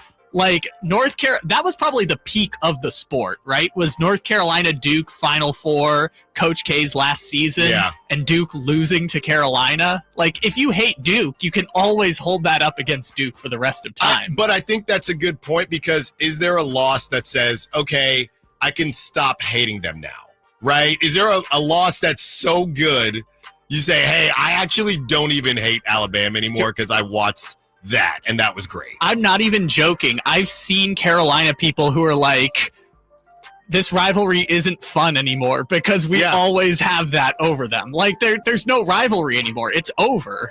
I would say, to bring it on back home to Warriors and Kings, that play-in, obviously you won the play-in, so everyone's feeling good. But even this season, with the teams going in their trajectory, Mike Brown now gone, De'Aaron now gone. The juice is not as juicy anymore. Yeah, each team got their one punch, which honestly, I think that's just because Sacramento's not holding their weight in the rivalry, but each team got their one punch, and that 7-game series was so special while it was happening that, I feel like the rivalry kind of peaked with that Game 7, and then the Kings got their punch back, but they didn't make the playoffs, and so I just think that era that kicked off the Kings-Warriors rivalry is done. We just need more, like playoff battles. The only team that I wouldn't say I hate them, but Gonzaga to me is just, hey, are you going to win it all, or just what's the deal here? Yeah. What are we doing? They're kind of chill, so I'm in favor of them. The team I'm rooting against this year is Auburn. I'm not a Bruce Pearl guy. Once I tell you some stuff about Bruce Pearl, I don't think you will be either. We will save that for off air. On the other side, what can the Kings do to make you feel better about their future and present? And there is a name floating around that might change things as we talk about college basketball and former greats in that rank. Allen Stiles, Sactown Sports. Welcome to TGL, presented by SoFi, golf's newest league, live on ESPN and ESPN Plus. It's 2 hours of hammer dropping, overtime forcing, playoffs on the line golf, Tiger, Rory, and more of the best from the PGA Tour, split into 16. Learn more at TGLGolf.com. Tune in every week for TGL matches. Keep up, it's golf. Mornings can start feeling the same. Wake up, brush teeth, go to work. What's up? We're talking to Chad Hoblet of Hoblet Dodge, Chrysler, Jeep, Ram, and Woodland. Well, it's the Ram Truck Month sales event, and I know that means discounts. Right now, you can save up to $17,500 off MSRP on new 2025 Ram 1500 Bighorn Crew Cab 4x4s. And we don't just have a few Rams. We have Northern California's biggest selection, with over 500 new Rams available. It's the big city savings with the small town customer service. Exactly. When you shop at Hoblet, you become part of the family. Plus, we don't just have big savings on Ram trucks. We have almost 200 vehicles at the Hoblet Certified Pre-Owned Supercenter and over 30 under $20,000. Search, select, and save through their whole inventory at HobletDodge.com. Unbeatable prices, unbeatable selection. Nobody beats Hoblet, period. $17,500 total net savings after $10,500 tractor rebates and $7,000 dealer discounts. Rebates include $2,000 Chrysler Capital bonus cash. Must finance through Chrysler Capital. $1,500 National Conquest dealer cash. Must currently own or lease a Ford, Chevy, or GMC brand vehicle. And $500 on-the-job upfit. Must show 500 plus eligible upfit. 5 of this net savings. Sample VIN 684-262. See dealer for details. Mike Rowe here with a quick question. Have you noticed the musty smell in your home? I hope not, because damp smells mean that you could have a crawl space problem. That's where Groundworks comes in. They can honestly assess your situation and create a plan to waterproof your crawl space and get to the root cause of the problem. Schedule your free inspection at groundworks.com/row. And while you're there, check out my latest dirty job. It's a good one. Licensed in all states where work is performed. See website for details. I'm Sia, and I support Humane World for Animals, formerly called the Humane Society of the United States. Together, we have created a new version of Peter Gabriel's beautiful song, Salisbury Hill, to celebrate humane world for animals and everything they do. Enjoy the song and join us in helping humane world for animals end animal cruelty.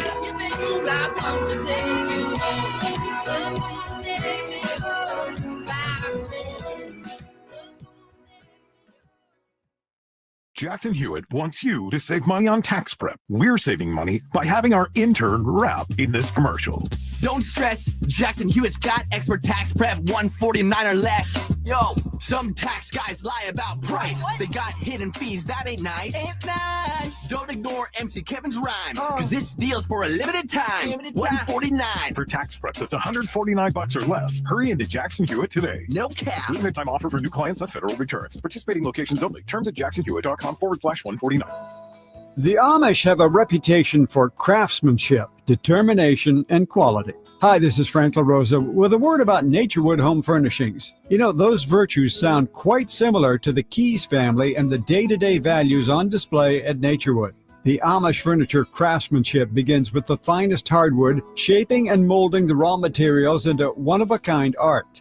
In addition to the classic styles long sought and revered by discriminating furniture lovers, Naturewood Home Furnishings offers a vast selection that includes transitional, modern, farmhouse, arts and crafts, and other stunning styles, all available in the ultimate Amish standard of excellence built over centuries. All Naturewood Amish furniture is on sale right now for a limited time. Let the Naturewood team guide you through their selection of Amish furniture that will be with you forever. Naturewood Home Furnishings, off Highway 50 at Hazel. Look for the water wheel. KHD1 Sacramento, KYMX HD3 Sacramento. From the Power Business Technology Toshiba Studios. This is Sacktown Sports 1140.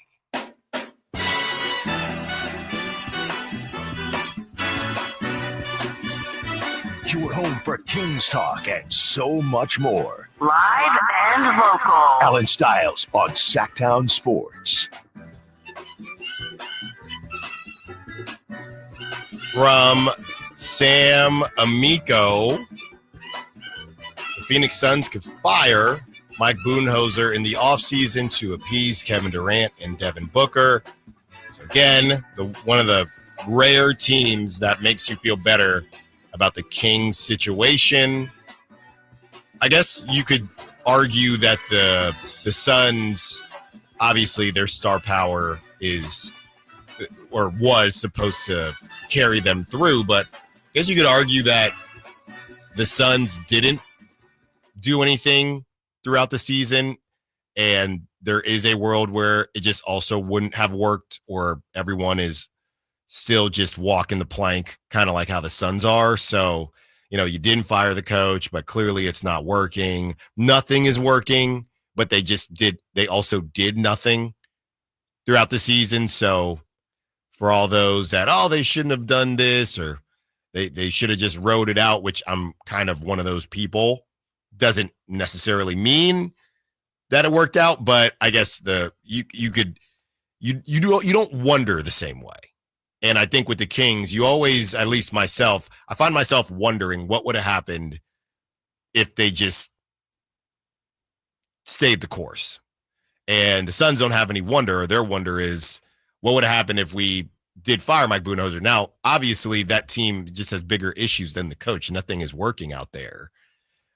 And they had everything with Kevin Durant almost ending up on 5 different teams. Bradley Beal just likes being paid and a no trade clause. So, you know, that is one team that makes you feel a little bit better. Now, they didn't make you feel better this weekend as they took down the Sacramento Kings, but in general, they were supposed to be in championship contention. How much does that suck that they beat the Kings by 16 points and then it's like, oh, by the way, they want to fire their coach?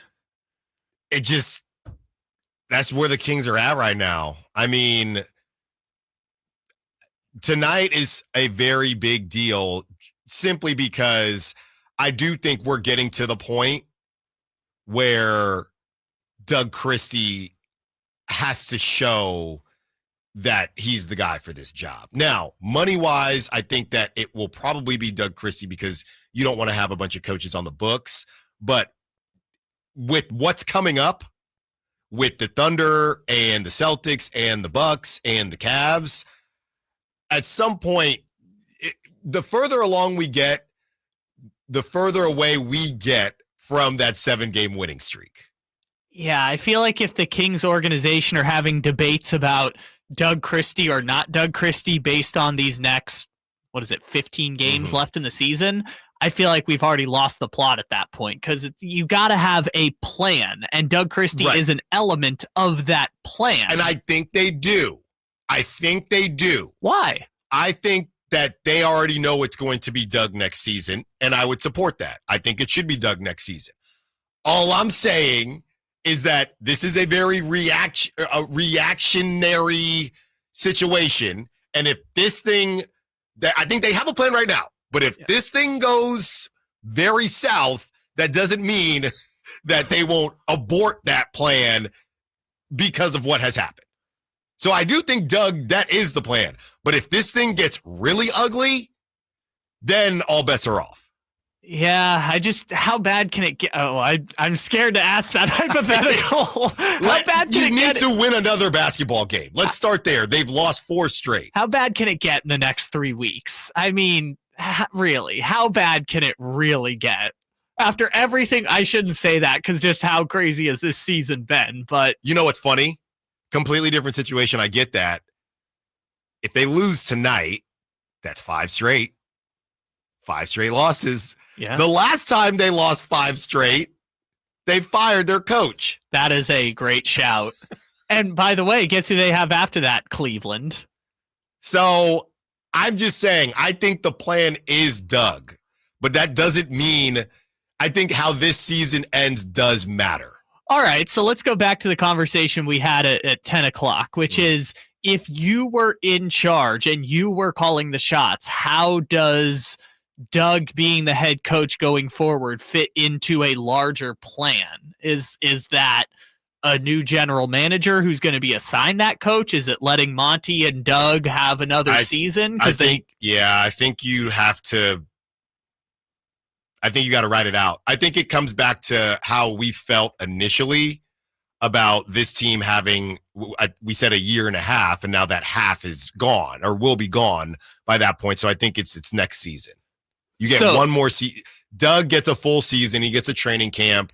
And Monty, who has proven with his feet to the fire, can make some things happen. I think you just go, and then you're reevaluating everything after next season. So is that tinkering within the margins to say? That's how I see it. You don't know what's going to happen with Keegan. You don't know what's going to happen with Keegan. Zach LaVine has his player option. So a lot kind of makes sense to get through this next season. Also, Keon Ellis is an unrestricted free agent after 26. So all of that, it's get through next season and see what happens. This is your last chance because there's not going to be any drama. Well, I know Domantas Sabonis is going to be meeting with the front office this summer. Yeah. But presumably that's a lot from what I've heard. A lot of that might just be, hey, I want to now. We know what you did last time. Somebody said they wanted a coach, but hey, I want to move. I want Doug to stay the coach for whatever that's worth. And so now you have Sabonis, you have Zach LaVine, you have Keegan, regardless of whether you extend him or not.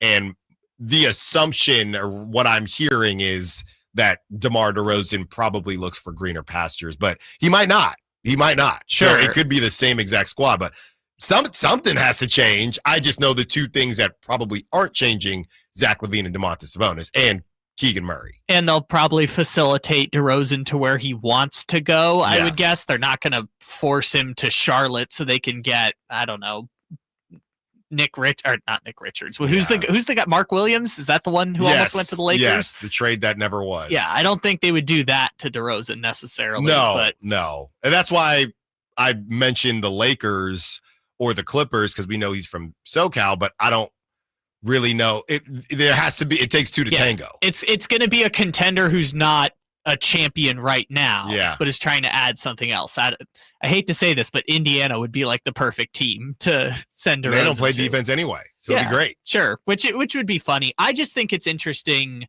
that the tinkering within the margins thing can work, but I guess the other part of it is, what if you use DeRozan to then facilitate a larger trade with all of the draft picks that you have at your disposal now? But then the question becomes, do you trust a front office that is on thin ice to then facilitate a mortgaging of the future for a possible second star? This is why it's so important to have a concentrated plan going into the offseason. Yeah, I think Doug is a huge part of that plan. And past that, anything is possible. I think that from Malik Monk to Keegan Murray to whoever, I think they know what the plan is as far as keeping Doug for logistical reasons, financial reasons, and the fact that he has, when the team was more structured, he did win, right? Everything went south when De'Aaron got moved, and just the kind of the fallout from that, and the timing just hasn't really added up. But past that, I think that it could go, we're looking at a John Collins. I mean, honestly, and I think Colin Sexton is still a bit score first, but I don't know who the Jazz just want more picks or whatever the case is. You get another team involved, but I could see a Colin Sexton, John Collins situation happening where I'd be able to sell. I can sell that to you on the radio. You're saying for DeRozan? Some combination of that. Yeah. You finally get him. And even though it's on the ban list, Cam Johnson's going to come back up at some point. He's going to come back up at some point. So there's definitely things that they can do. Monty's timeline, I don't think Monty is gone at the end of the season.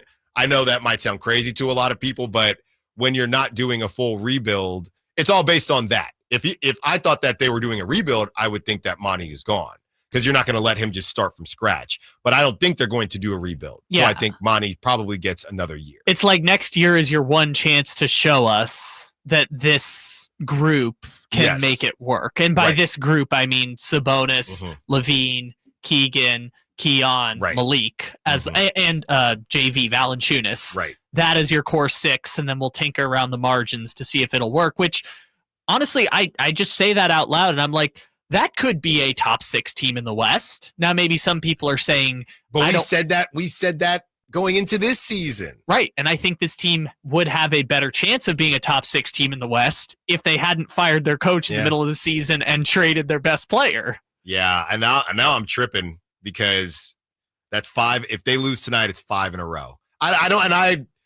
We have the numbers we'll get into at 1:00. The Grizzlies they're definitely comfortable playing without Ja Morant. Ja Morant is out, okay?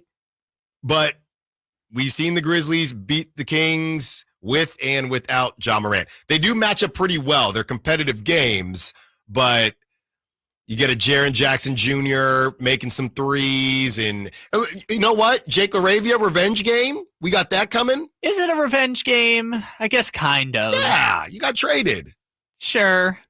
So maybe that's on tap tonight. But if you're putting up 4 points a game, is it really... No, but I'm saying he's already gone off for 15? What was that game that he was balling out? Is that the Nuggets game? That was. What a waste. Yeah. What a waste. Yeah. I guess, I'm with you now. It's a revenge game. So we need that from Jake LaRavia as we discuss this star and how he might end up in Sacramento. We'll tell you who it is on the other side. Down south, Sacktown Sports. All guests and callers join us from the Folsom Lake Honda Hotline. Folsom Lake Honda, your one-stop Honda shop. Sacramento weather is brought to you by California Sun. I'm meteorologist Kelly Curran in the KCRA 3 Weather Center. Partly to mostly cloudy skies today with scattered showers and thunderstorms this afternoon. Afternoon highs will only be topping out in the upper 50s. Get the latest forecast on the KCRA 3 News and the KCRA app. Free wellness. Red light therapy, infrared, trim pod, cold plunge, halo therapy, sunbeds, and more. All free during Wellness Weekend at California Sun Wellness Spas. No sign up required. Free at all California Sun Wellness Spa locations this Friday, Saturday, and Sunday. CaliforniaSun.com.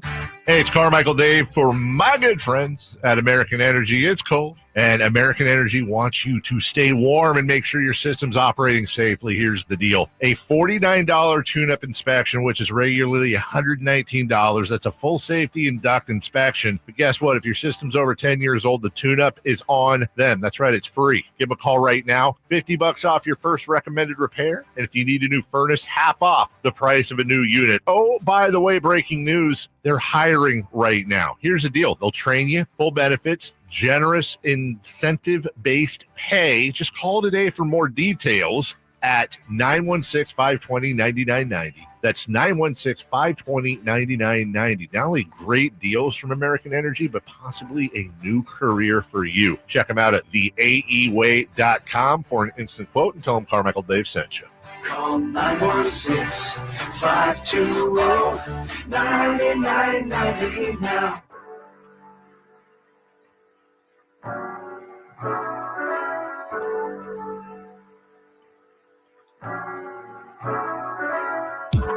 Allen Stiles. Watch the show on youtube.com/Sacktown Sports 1140. Or listen on the Sacktown Sports app. At $36 million a year, several teams are expected to make a run at Zion Williamson this summer. That is from Tim McMahon, NBA for ESPN. So I got the trade generator out. This is where we're at now. If you're just now joining the show, thank you for joining us, powering through this Monday as the Kings will look to snap their 4-game losing streak. We all remember what happened the last time they lost 5 games in a row. They fired their head coach.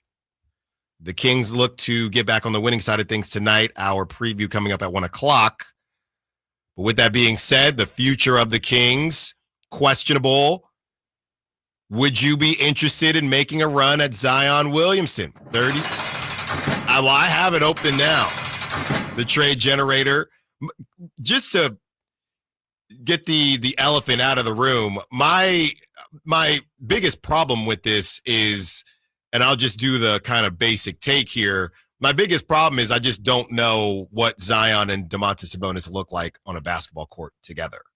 I just, the spacing conversation. I mean, I'm definitely down to see what it looks like, but that kind of confuses me a little bit. But I would definitely be willing to watch and be right or wrong. But that's my initial thought on it, because obviously Domantas making $40 a year, Zion making $36.7. So you could do that specifically, but I think the goal would be you're trying to add talent. Zion it's crazy that Zion is 24 years old. It does not feel like that because of the injury history. But would you be interested in Zion Williamson? That is, I mean, calling him a wing just doesn't even seem, he's just Zion. He's just Zion Williamson. That's who he is. You can't really put him in a box. But yeah, the one thing, the very basic take here is that I don't know how that would look with Domantas Sabonis, but I'd definitely be willing to see how it looks without Domantas Sabonis. Yeah, I'm just of the opinion you get talent in the door and you can figure it out later. Well, hold on now. That's basically the DeMar DeRozan argument. Yeah, and it would have worked fine if they had just stuck to the plan instead of adding Zach LaVine. Lost 5 straight. When DeMar DeRozan was their number 2, it was going fine. Yeah. I mean, they dropped a bunch of close games, and I think they needed to work out some of their down-the-stretch offense. And I think that was probably the great fault, you could say, for Mike Brown, was never figuring out the offense down the stretch, and they were dropping all these close games. But when DeMar DeRozan is your number 2 scoring option and you have the unique point center as your, number 3, but also facilitating everything, I mean, it's the perfect situation for DeMar DeRozan to age gracefully late in his career, which we talked about when they made the trade. But now he's the number 1, and DeMar DeRozan as a number one, that's been going on for the last 6 years. They made the playoffs one time in 6 years. So I just think that's tough. I would also guess if DeRozan's the one who's going out in the trade, they probably have to facilitate with a third team, and I don't really know how that's going to work. No, we don't need to. The bottom line is DeRozan is probably going to look to play some real meaningful basketball here in his age 35, age 36 years coming up. So if you could add Zion to the mix, right? So what? If you just drop in Zion instead of DeMar DeRozan, how much better is that team? When healthy, I mean, that team is... Because you got the spacing. So you're still running Malik Monk at point, just for the sake of the drill, right? Yeah. Malik Monk, Zach LaVine, Keegan, and Zion, and Sabonis. I mean, Zion played with Valanciunas, so I don't know how much of a real issue you would have with the spacing, because Sabonis, I mean, it's not ideal, but we've seen Sabonis kind of play off the arc or, run dribble screens and stuff. Zion could be close to a primary ball handler at times. So, I mean, they would be better. They would be a top 6 team in the West, no question. Now, as you look somewhat realistically, because obviously we don't know what the Pelicans would want or anything like that. 4 years left on Zion's deal. DeMar DeRozan has to, just because the money is concerned. Then after that, I think it's a matter of who the Pelicans would want. So it's Devin Carter, I think, and it's funny because Devin Carter was seen as an untouchable not too long ago, but obviously Devin Carter, you're easily, hey, thank you, Fryer, but we're going to have to move on here. The question becomes Keegan Murray. That's really, because if I'm leaving here with something, if I'm the Pelicans, and the question becomes, would you be willing to move off of Keegan Murray in a potential deal like that? I'll tell you this much. If you're really not going to rebuild and just going to continue to retool, then you need to take some big swings. So, again, if you're not going to rebuild, I would say you got to do it. I think that's just at the discretion of what the Pelicans want if they're going to trade Zion. Because I think the Pelicans are in the position of they are not trying to actively get rid of Zion. No, but if they get a Godfather offer. But again, is that picks? Is that a player as good as Zion Williamson right now? Yeah. And what's funny is, and this goes back to when it was Brandon Ingram, when we were having conversations about what the Pelicans were looking to do with Brandon Ingram. Part of the reason they moved on from Brandon Ingram is because they're one of those rare teams that has a lot of wings. So I don't know. Would the Kings want to deal Keegan Murray? And would the Pelicans actually want Keegan Murray? Because obviously you get the talent in the building, but there was already kind of a log jam with Trey Murphy, Herb Jones. Herb Jones has just been injured this season. But give us Keegan Murray, but they have a lot of guys that kind of do the Keegan Murray thing.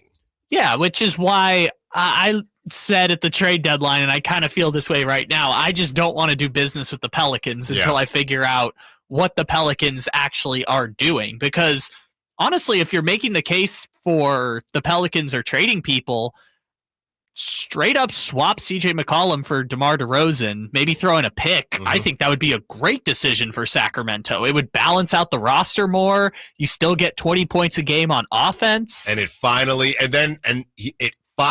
ends. Finally fulfill the prophecy. Finally ends all these years later. Then, of course, CJ McCollum would for sure forget how to shoot. Yeah, without a doubt. But CJ McCollum also has scored. This is actually something crazy I saw. CJ McCollum's one of 12 players in the NBA who's scored 20 points a game every year for the last 10 years. Yeah. And all the other people are Hall of Famers and All-Stars, and then it's CJ McCollum. So I don't really know what to do with that. I just bring up the point that if you're going to get 20 points a game from someone, might as well just go with a guy who knows how to handle the ball. Yeah, and the Zion Williamson piece, if I'm going to retool, I think anything, I'm looking at everything this offseason. I'm looking at everything. Even if, and that's what got them in trouble with the DeMar DeRozan thing. I think the biggest difference between Zion and DeMar DeRozan is if you're getting talent in the building and that talent is 35 versus that talent being 24 and still having 4 years on the deal. So even if you're adding more to your future. The thing about the DeMar DeRozan thing was we're not really sure if this fits, and we're also not really adding to our future because he's already 35. Yeah, it's all about timelines. And CJ wouldn't necessarily fit a perfect timeline either.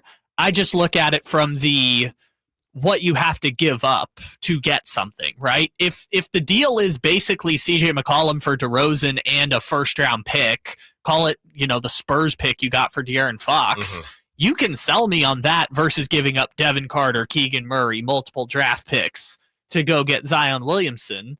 When, as we mentioned in the last segment, everyone's on the chopping block come 2026. So making an all-in 1-year move for Zion Williamson doesn't make sense if that's the direction you're going. I think it makes more sense for the price we're talking about to just bring in CJ McCollum, put Malik back at the 2, and now we're cooking a little better. CJ doesn't move me. I want Zion. I want big swings. On the other side, speaking of big swings and the long ball, who is the best QB you're taking over Brock Purdy? Allen Stiles, Sacktown Sports.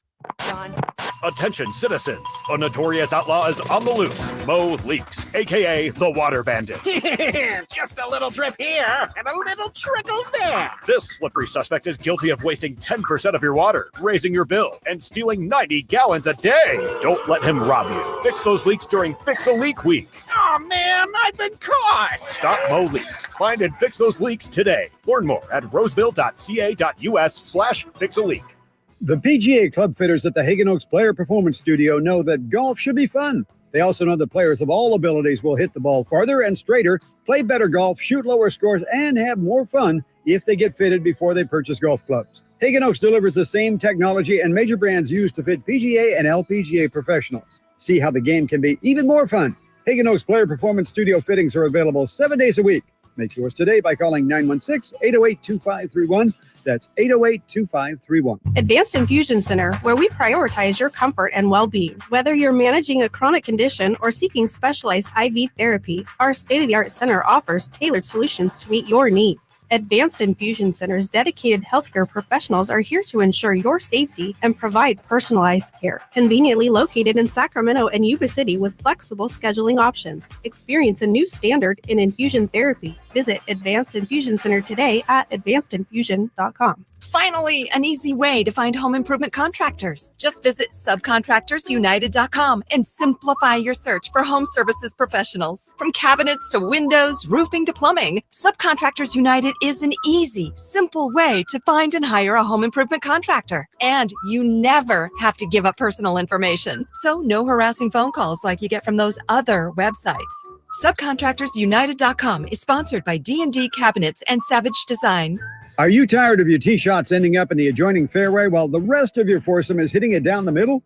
Well, experts will tell you that being properly fitted for golf clubs will help you strike your drive center cut. The Hagen Oaks Player Performance Studio and its team of trained PGA professionals are ready to help you get rid of your banana balls and duck hooks. Hagen Oaks Indoor-Outdoor Player Performance Studio fittings are available 7 days a week. Make yours today by calling 916-808-2531. That's 808-2531. Sacramento's premier country music festival, Country in the Park, is coming back May 16th and 17th at Cal Expo with Bailey Zimmerman, Billy Currington, Cole Wetzel, Nate Smith,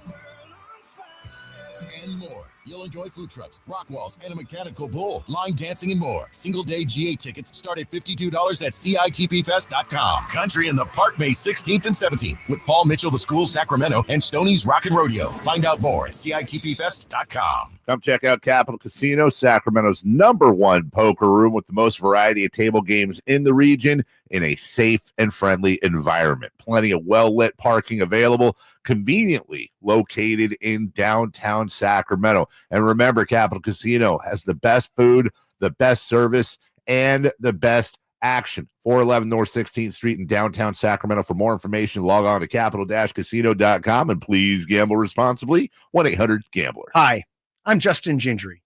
One of the most common questions I receive is what makes us different from other law firms. At Gingery, Hammer & Associates, we handle your case from beginning to end. Whether your case reaches a settlement, whether we need to file suit, or even take it all the way to trial, we will be with you along the entire way. And because we are committed to you and your case, we are as invested as you are in making sure you get the outcome you deserve. If you have an injury, just call Gingery. If you've got kids in your house, every morning and every night, your bathroom, it's a pretty big deal. Sinks, toilets, showers and tubs, toothpaste, soap, bubbles and all. It's where all the wild action is. And Bonnie wants to help keep that old bathroom running the way it needs to run. So right now, get any mainline bathroom drain cleared for just $67. That way you can get on with the show and let life flow. Bonnie, plumbing, electrical, heating and air. Bonnie.com. Bonnie! License 355.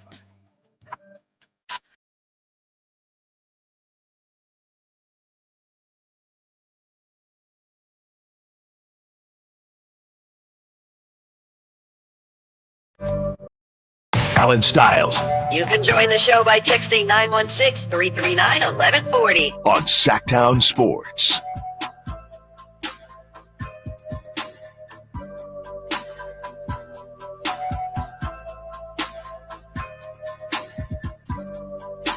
Why is CJ McCollum bitter the Kings didn't draft him? What ties to Sac or NorCal does he have? Is he from here? What gives? That's from the 916. I think the Kings just promised that they would take him, and they didn't take him. I think it's that simple. Pete D'Alessandro, who was Vivek's first general manager, who I think, if I remember correctly, he was hired like 11 days before the draft, which is like kind of crazy. But Pete D'Alessandro said he was going to draft CJ McCollum, and then he took Ben McLemore over CJ McCollum, and CJ went 3 picks later to the Portland Trailblazers. The rest is history. By the way, CJ, 2 more years on his contract, including this season, making $33 million this season, $30 next season, and then he's a free agent. So yeah, no, thank you. No. I'll do it. I'm in. That's basically 1 DeMar DeRozan and 1 Jake LaRavia. No thanks. I'll just take him cooking the Kings every game that they play. I just think it would be a better fit meshing together, especially if we're just doing a 1 year, we got to make it work right now. As we have some fun here with the QB conversation, wanted to do it a different way. Who is the best QB that you are taking Brock Purdy over? That is the question. And Kyle, we were talking a little bit about it during the break. And it's obviously, I'm not taking Brock over Josh Allen, Patrick Mahomes, Joe Burrow, Lamar Jackson. That's the tier 1, right? That's the tier 1. Then it comes down to, are you taking Brock Purdy over Jalen Hurts? Are you taking Brock Purdy over Baker Mayfield? Okay, so let me do the ones that I definitively would not. I would rather have Justin Herbert. I would rather have Jalen Hurts. I would rather have CJ Stroud. I would rather have Dak Prescott. Those ones I know for sure are in my tier 2. Okay. Then what about I'm looking here, and it's the Jordan Loves of the world. That is ask me again after next season. That's a separate but tier. As of right now, you're taking Brock over Jordan Love. I would say ask me again after next season. You have to give an answer now. Jordan Love might be the answer, but if I say that now, then that ruins the game. But as of right now, I'm just saying let's keep going. We'll put Jordan Love to the side for right now. Tua. I would definitely take Brock Purdy over Tua. Okay, you scared me for a second. Yeah, I would definitely take Brock over Tua at this point. Russell Wilson. Yeah, no, definitely let's ignore that. Baker Mayfield is an interesting one. Where do you lean on the Baker Mayfield thing? Because Baker Mayfield's gone like whoop whoop up down with me. I mean, it's also tough because I feel like Brock has never lost to the Bucs. I feel like Brock always plays really well against the Bucs, dating back to he beat Tom Brady. So I like Baker. I'm taking Brock over Baker, but if Baker does this again next season, that's kind of where I'm at with your Jordan Love thing. Yeah. It's Brock over Baker right now, but if Baker does this again, we might have a conversation. I think I'm probably there too, which I would say they are comparable in terms of the value they're giving you, but Baker is older and he has a propensity to every now and again just turn the ball over for no reason. Yeah. Like just fumble the ball, cost him a playoff game because he fumbled a snap, and throws a random interception here and there that costs him. So I guess I just haven't seen that from Brock yet, but I've seen Baker Mayfield cost his teams games before. 916 says Jordan Love all day. He is, and I've said this before, he's obviously not Kyrie yet, but the way he plays is very aesthetically pleasing. And I think because of that, I like watching Jordan Love, but I think that sometimes because he looks so smooth playing, he gets a little overrated. Yeah. I need to see more. I'm taking Brock over Jordan Love, and I'm not thinking twice about it. I think I'm pretty close between the two. I think if it's not Jordan Love for me, I think the answer to the question is Jared Goff. I think You're taking who? Brock. Okay. But I'm saying Jared Goff is the best that I would take over Brock, or the best quarterback I would not take Brock Purdy over. So you have Brock like one slot ahead of Jared Goff. So you have Jared Goff over Baker. Yes, I do. This is such a battle of the mid right now. Well, it's not. It's a battle of the above average. The mid is Kirk Cousins and Russell Wilson and Sam Darnold and all those, and Derek Carr. Derek Carr might be bad. Derek Carr. He's just bad at this point. Scotty Pop on the Sack Chat says, not Dak. That dude is seriously overrated. Yeah, I'm not really getting on you for taking Dak over Brock. I'm getting on you for how dismissive you were. This is a conversation. We did this in 2023. Remember the year the Niners went to the Super Bowl and people were like, Brock should get the MVP over Dak. That's right. Yeah, that was ridiculous. That's right. That was ridiculous. Dak was clearly better. And by the way, both of them were hurt last year. Yeah. No, you can take Dak over Brock. It's just the fact that you said it like it was no question. You put him in the same conversation as the Josh Allens. And I think you were a little bit too dismissive on Justin Herbert too. Those two for me was a little. Justin Herbert's really good. If you give him that, if was doing a lot of heavy lifting there. Justin Herbert's pretty good, man. There are times where Justin Herbert is in that first tier. I got to see more, brother. Sure. I'm taking Brock over Justin Herbert. Okay, so that's got to be your winner then, right, for the game? I think so. So that means you got Brock in the top 7. I had Brock in the top 7 going into this season. I haven't recalibrated my thoughts yet, right, on the QB convo. 916 says, why so down on Tua? Yeah, I just don't think he's very good. I just don't think that you're winning anything with Tua. Like, Tua's height to me is, no pun intended, is Jalen. But the thing about Jalen Hurts is kind of he's not small QB. I mean, he's thick, but Jalen Hurts, kind of questionable arm talent, if you will, but he runs. You cannot have a questionable arm and be immobile. That's my problem with Tua. And he's a lefty, so I really should like him, and I just don't. It's the scheme ability thing with Tua for me, is that people were going all in on Mike McDaniel's schemes, and then once people stopped liking Mike McDaniel's schemes, people stopped liking Tua. And so that kind of told me it was probably more the schemes than it was anything that Tua was necessarily doing. That crazy contract, I mean, not crazy if he's your guy and the devil you know is better than the devil you don't, but when Miami did that deal, they were kind of stuck. You don't know what else you can do, but Tua, and on top of that, they're that weird warm weather team They cannot win in Buffalo. They cannot win in cold weather because Tua can't throw. Well, they just can't win in the playoffs also is the other thing, which I will say not this last season, the year before, they should have won the AFC East. The only reason they didn't was Tyreek Hill got hurt at the end of the season. Yeah. They tricked off a couple games, and Buffalo beat them the last game of the season. But if they had won the AFC East and gotten a home playoff game that year, I think we'd be having a different conversation about the Dolphins. This is also that year that like their entire edge rushers got hurt, like they all tore their ACLs in the same week. I'm not taking Tua. Neither am I. But I'm not taking him. You can't make me. So let's go back to Jordan Love here. So you're saying you would rather have Brock over Jordan Love right now? Yeah.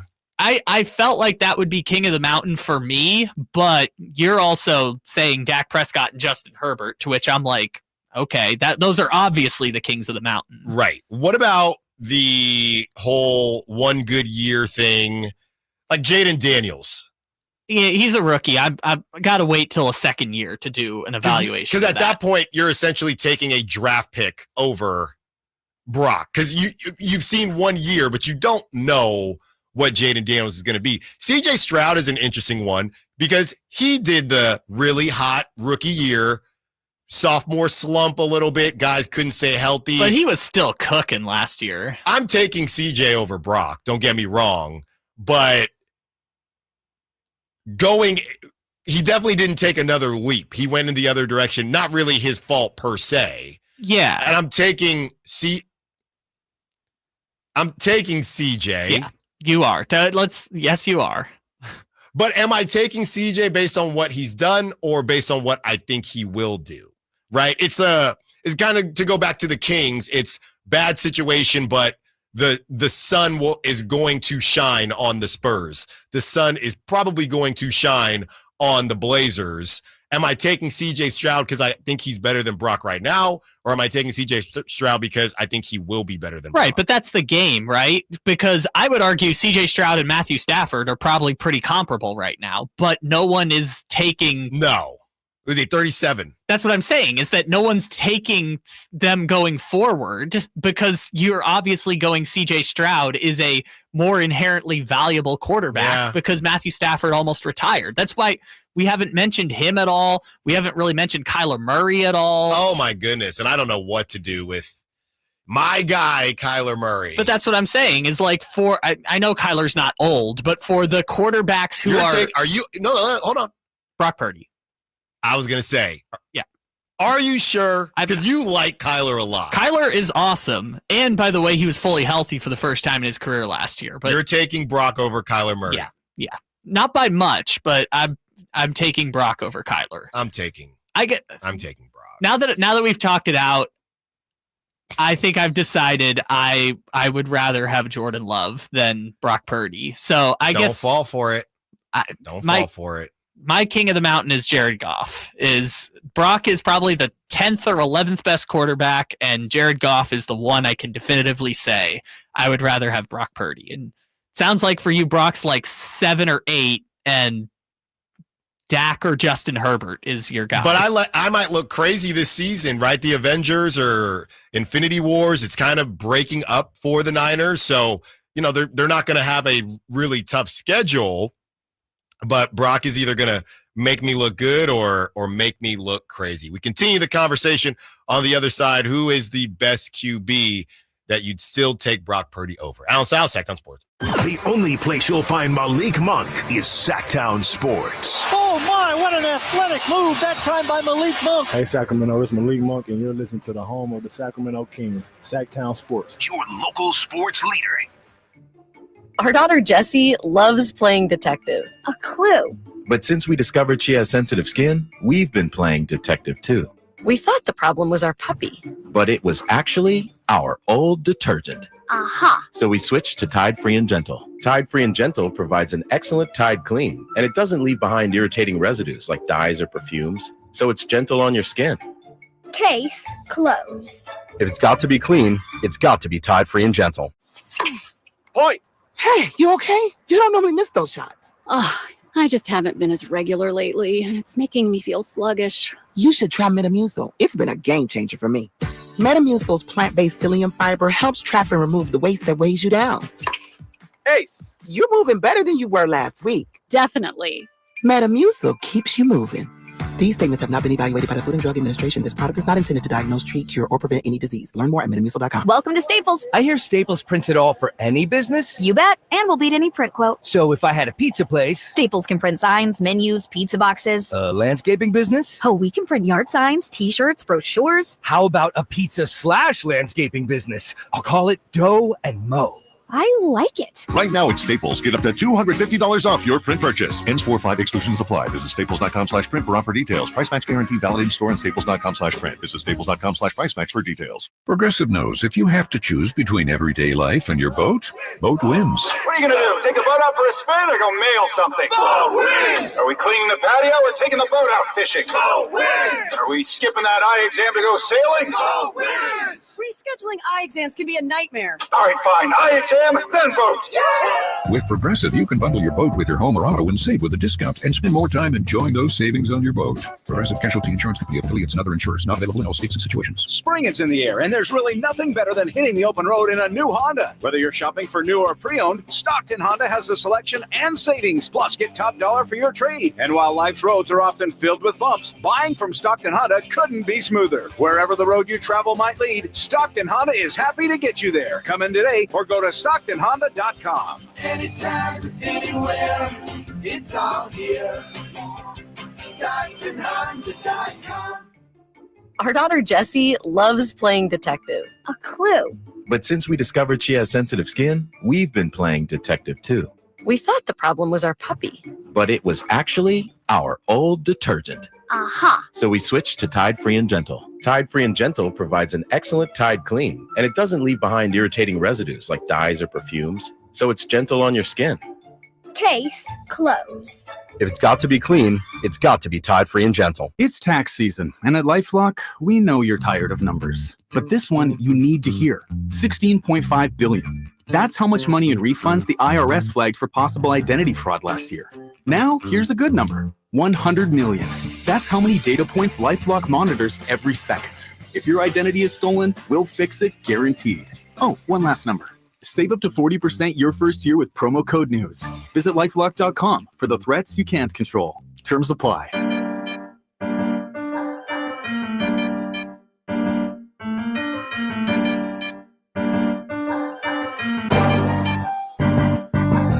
Allen Stiles. Watch the show on youtube.com/SacktownSports1140. Or listen on the Sacktown Sports app.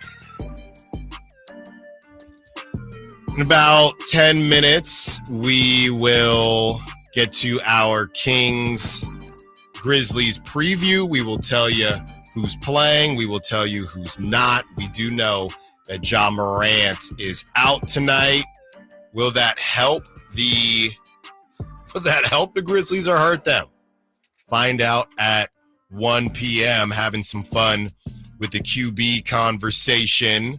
Also, March Madness is rocking and rolling. I got a couple brackets to fill out. We do some in the studio. I have one with my friends, one with the coworkers as well. The thing about the bracket is it really just comes to, and I was going to Captain Obvious here, but you can have your fun with your Woffords and with your Lipscombs and with your VCUs.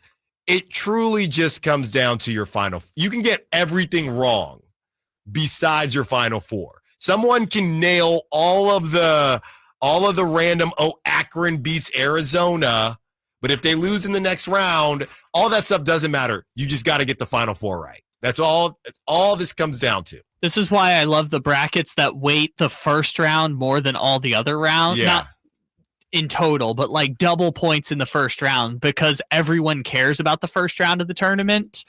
So then if you give more credence to like, hey, if you pick an upset, you get double the points, right, or triple the points, depending on how big the upset is. Because you shouldn't be rewarded with only 1 point for picking whatever it was last year, the Fairleigh Dickinson over Purdue, or you shouldn't only be rewarded with 1 point. That's true. But to those out there, I'm telling you, do not spend hours on Troy taking down Kentucky unless you think Troy is going to the Final Four. Also, my piece of advice, and I've started doing this over the years, is just literally grab a coin, and for every 8, 9, and 7, 10 game, just flip a coin. Yeah. Like, those games are complete coin tosses. What you think is going to happen often happens about 50% of the time. What I know will happen is that a 12 will beat a 5 seed. It's just a matter of, will you pick the right one? UC San Diego, that's the one. You better pick UC San Diego. Will that be the right one? By the way, I saw, this is just a random note, in that 5-12, I think it's Colorado State against Memphis. Yes. Colorado State's a 5.5-point favorite in that game. So picking Memphis is the upset versus 12 seed Colorado. Right.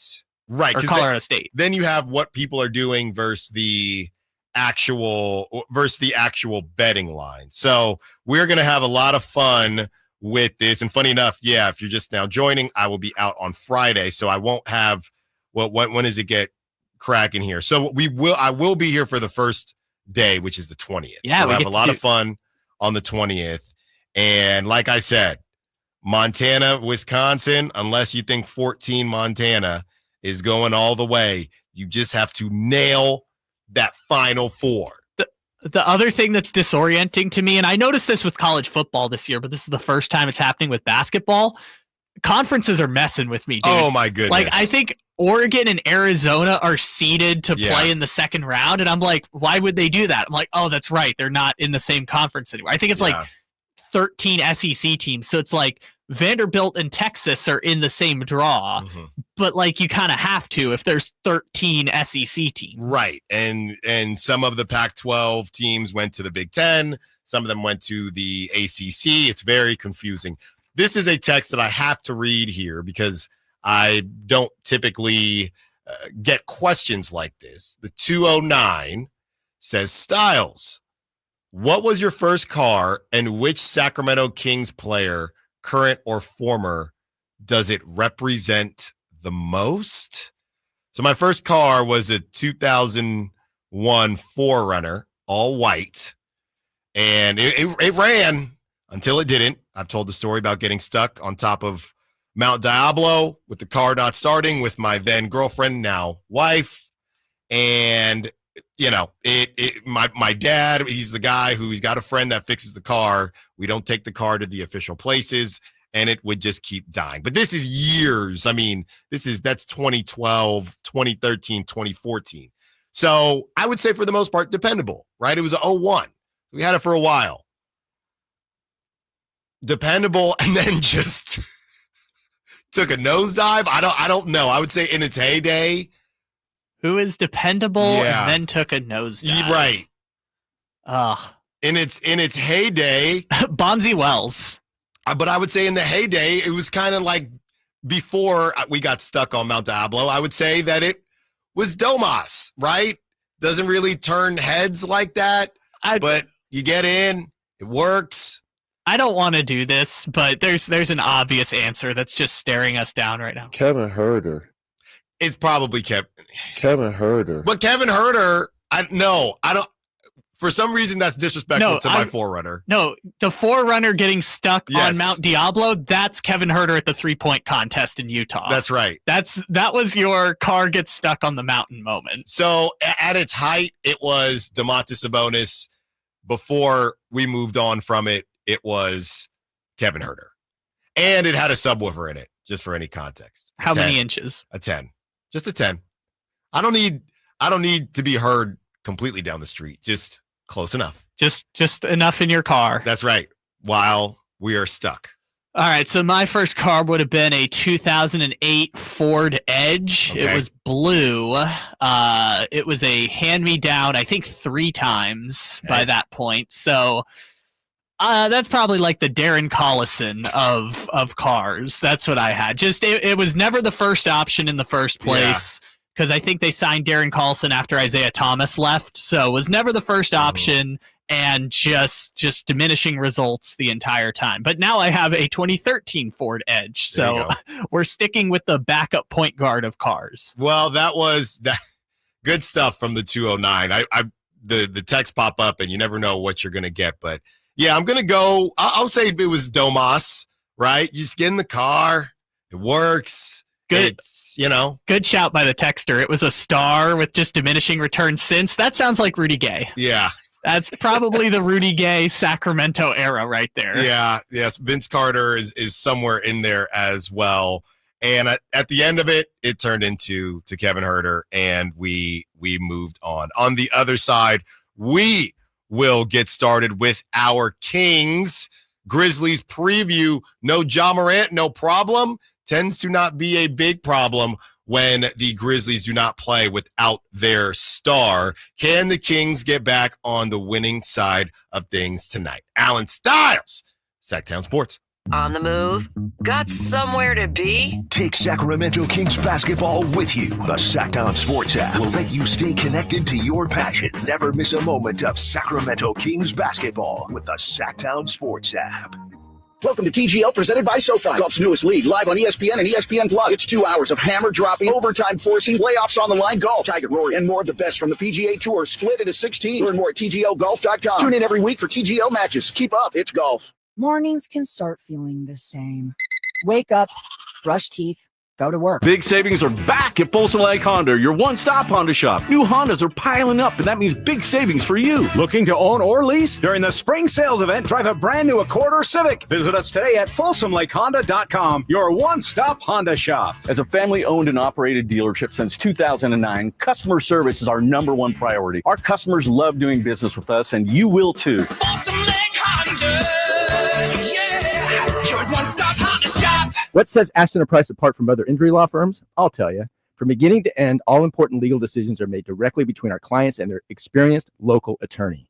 A gate agent flying the plane, the receptionist performing surgery, not a chance. There's simply no substitute for the unique power of the direct attorney-client relationship offered by Ashton & Price. And there's never a fee until we win, and between you and me, we win a lot. Remember, for the best advice, don't think twice. Call Ashton & Price. My friends swim no matter the season, but my moderate to severe plaque psoriasis can sometimes take me out of the moment. Now, thanks to Skyrizi and Clear Skin, count me in. With Skyrizi, Risankizumab Riza, a prescription-only 150 milligram injection for adults who are candidates for systemic or phototherapy. 3 out of 4 people achieve 90% clear skin at 4 months. Don't use if allergic to Skyrizi. Serious allergic reactions and an increased risk of infections or a lower ability to fight them may occur. Before treatment, your doctor should check for infection and tuberculosis. Tell your doctor if you have an infection or symptoms such as fever, sweats, chills, muscle aches, or cough, or if you plan to or recently received a vaccine. Thanks to Skyrizi, there's nothing on my skin, and that means everything. Ask your doctor today about Skyrizi, the #1 dermatologist-prescribed biologic in psoriasis, and visit skyrizi.com or call 1-866-SKYRIZI to learn more. Why pay more for prescriptions? Stop overpaying and start saving with SingleCare. It's easy. Find your prescription on SingleCare.com, show the coupon at the pharmacy, and start saving. SingleCare works at pharmacies nationwide and is completely free to use, whether you have insurance or not. So the next time you fill a prescription, check SingleCare to make sure you're getting the best price. Take control of your prescription costs. Go to SingleCare.com or download the free app today. Wesley Financial Group is not a law firm. Do you find yourself stuck in a timeshare? Get the real facts about the timeshare industry and your options for cancellation. Chuck McDowell, founder of Wesley Financial Group, has put together a free information guide that reveals the secrets the timeshare industry doesn't want you to know, including the 5 ways to get rid of your timeshare. Call now and get this timeshare cancellation guide absolutely free. Call 800-837-5050. That's 800-837-5050. 800-837-5050. It's March, and you're in luck because at Overhead Door Company of Sacramento, they're slam dunking the competition with unbeatable deals on overhead doors. Hey there, Jason Ross here, and whether you're upgrading your home just like we did or need a reliable, secure garage door, they've got the perfect match for you. And March is the perfect time for a fresh start. Take your home to the next level with high-quality doors that stand strong, look amazing, and are installed by trusted professionals. The winning results we got is more than we could have asked for, and you can do the same. So visit overheaddoorofsacramento.com today and check out their showroom as well. And when you do, mention me, Jason Ross, or Sacktown Sports, and find out about the $150 off a new garage door with the purchase of a garage door opener. Your dream door, just like us, is a click away. You can call them at 916-421-3747. Overhead Door Company of Sacramento, the genuine, the original overhead door. Always look for the red ribbon logo. There's no better time than now to get yourself into a brand new Jeep because it's Jeep Adventure Days at Sacramento Chrysler Dodge Jeep Ram, offering the best deals in town and a selection other dealers are jealous of. Stop on by. They're just off of Business 80 across from Hagen Oaks Golf Complex. Sacramento Chrysler Dodge Jeep Ram. KHD1 Sacramento, KYMX HD3 Sacramento. From the Power Business Technology Toshiba Studios. Sacktown Sports 1140.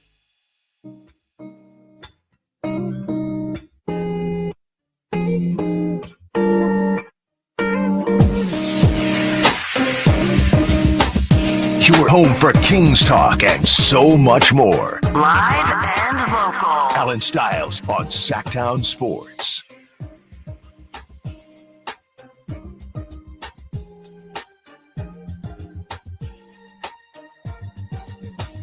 Not always there when you call, but I'm always on time. Isn't that what Mark Jones used to say about Harrison Barnes? Wasn't it something like that? I'll take your word for it.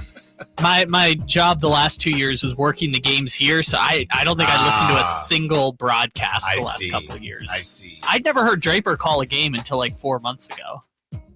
That's funny. Because I'm always working with G-Man. Right. And we know that you will have some more G-Man tonight as the Kings take on the Grizzlies. And you can listen to that right here on the home of your Sacramento Kings. Kings looking to avoid the dreaded 5th loss in a row. Right? They say bad things happen in threes. Well, these losses are starting to add up. And let us not forget the last time the Kings lost 5 straight. That started everything. That is when they decided to move on from Mike Brown, and we later found out subsequently meant that they were at least okay with it potentially ending their relationship with De'Aaron Fox, and we are here now. Since January 1st, as far as the Grizzlies are concerned, they are 11th in net rating, 5th in offensive rating, and 18th in defensive rating. They've won 5 of the last 6 games, but very Kings of them. They've been against below 500 teams: Dallas, the Pelicans, the Suns, the Jazz, and the Heat. I'm sorry, man. I just still don't believe in the Grizzlies. I do not believe in the Grizzlies because I should. They're 43-25. A lot of people said, hey, the Grizzlies are going to figure this thing out. They're going to get – and what the funniest thing to me about the Ja Morant thing is the Grizzlies stunk last season and Ja Morant didn't play.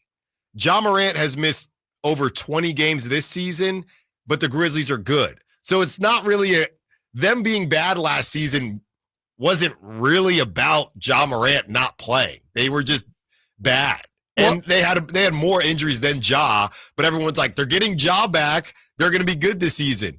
They kind of got Ja back. He's played in about 40 games. He's missed 20, but they're also still good. Yeah, but they, like the Pelicans, just had a cataclysmic number of injuries last season. If I'm going to just pull a random game here, here it's March 17th. So let's see. They played the Thunder on March 16th. Let's see what their starting lineup was for that game. We have Santi Aldama, my guy, Jaren Jackson Jr., Gigi Jackson, Luke Kennard, and John Konkar. So they just had a crazy. Oh, by the way, you want to know who's coming off the bench? Jake LaRavia, Winyan Gabriel, and DeJon Jarreau. So, yeah, they just had a cataclysmic number. Like, Tyus Jones was out. Marcus Smart was out. Yeah. They just had so many injuries that derailed the whole season. And, by the way, got Jalen Wells and Zach Edey as a result of it. That's true. And you have, I mean, it looked like Jaren Jackson Jr. It just was a lot of Jaren Jackson Jr. last season. What to do with him? I never believe when his jump shot when he takes a three, I'm not convinced it's going in. But it does. And obviously defensive player of the year. So he's a very confusing player because he just refuses to rebound the basketball. So one of the most interesting things in the NBA, I think, is teams who have a star but don't have enough around him, right? Think like the Bucks right now. The Bucks have their 2 stars, but because of what it costs to get them, they just have an inability to build around them. Right. Memphis is kind of the rare opposite, where they've hit on every draft pick. They've drafted, developed. I mean, Jake LaRavia is probably the worst of the group, and even he has been a solid contributor in the NBA. And like Desmond Bane was a 30 pick, and Jalen Wells is a 2nd-round pick, and Brandon Clark all the way down. And their ceiling is like they just don't have a star that's good enough to compete for a championship. If the season ended today, they'd be the 5 seed, and they'd play the Lakers in the first round. There's no way I'm picking Memphis over the Lakers, despite the fact that Memphis might have 6 of the 8 best players on the floor in that series. Yeah, they would be the 4 seed, but either way, it's 4-5 against the Lakers. You get home court, but nobody is taking the Grizzlies there. I mean, the reality is it kind of comes down to what you think about Ja Morant. And he's kind of that guy where, okay, he can't shoot, right? Can't stay on the court. And that's it. We could just stop there. He's undersized. He can't defend. He cannot shoot. He can't stay on the court. And if it wasn't for Zion Williamson, Ja would be getting a bunch of flack, or would be getting more flack. The thing about Ja is, hey, small school, didn't even know. He just kind of jumped onto the scene during, it was during March Madness, part of it too. So great story. But as far as taking a number 2 pick on him, it hasn't been a complete miss, but I don't know what the Grizzlies truly think. The Grizzlies came out, when was that? Maybe a month ago, and said, hey, we're not trading Ja Morant, and that's what they're going to say right now. But a lot of people wanted Ja Morant to be the face of the league. That conversation has come up a couple times. It's not even about any of the character stuff to me. He can't stay on the court. He's missed 25 games, and he cannot. You cannot shoot. So you can't be the face of and I mean, you can, but that team is not really worse when he doesn't play. It's been over 2 years now since the first Ja Morant suspension for the gun thing. Like, that's crazy that it's now been 2 years, and he's had a couple of moments, but we really haven't seen Ja Morant in basically 2 years play meaningful basketball. And I know Memphis has had meaningful basketball games this season, and he's been in and out of the lineup. As you mentioned, he missed 25 games, and I think he's played in 43. But even when the whole gun thing was happening and he got suspended the first time in the middle of the season, none of us thought that was going to be the end of Ja Morant's ascent, or the end of Ja Morant as a prototypical star in the NBA. I mean, he hasn't been an all-star since then. He hasn't made all-NBA. He's barely played a meaningful basketball game. Yeah, so it kind of has just coupled right after that stuff happened. Then the injury started, and he came out and said, I'm not going to dunk anymore. And he still dunks. And it's just very confusing, both of those guys, Zion and Ja. So here is the injury report so far. Ja Morant is out. Santi Aldama is out as well. Scottie Pippen is day-to-day. He's listed as questionable.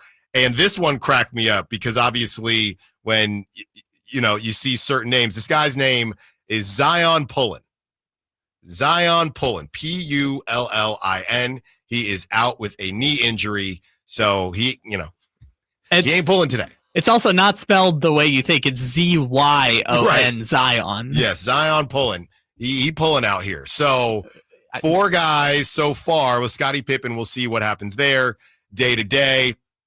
We will get you an update on the Kings as well. Kyle, if you see anything come through. Trey Lyles is questionable. That's the only person on the Kings injury report. Yeah, haven't haven't seen anything either. So we'll keep an eye on that. Just taking a look at the Western Conference standings here, and we'll do pocket watching. I don't know how much it matters anymore because the Kings need to win a basketball game for any of this to matter. But taking a look, and we talked about this, Kyle, we just kind of glossed over the Suns game. There's nothing to talk about. They did not play a good game. The Suns, I think, like I said, were licking their chops at a rough Kings team, and they took care of business. They hit 24 Kings, 3-pointers. Cool. It's rough. It's just rough sledding. But taking a look at the Western Conference standings, this is a big game because the Rockets, the Nuggets, and the Grizzlies are all in a 3-way tie for the 2 seed. Okay, they're all 13 games back of the Thunder. So, again, the Grizzlies, they have to look at a game like today and say, whether Ja plays or not, we have to. This is a win for us. We need it. We need to take care of business tonight.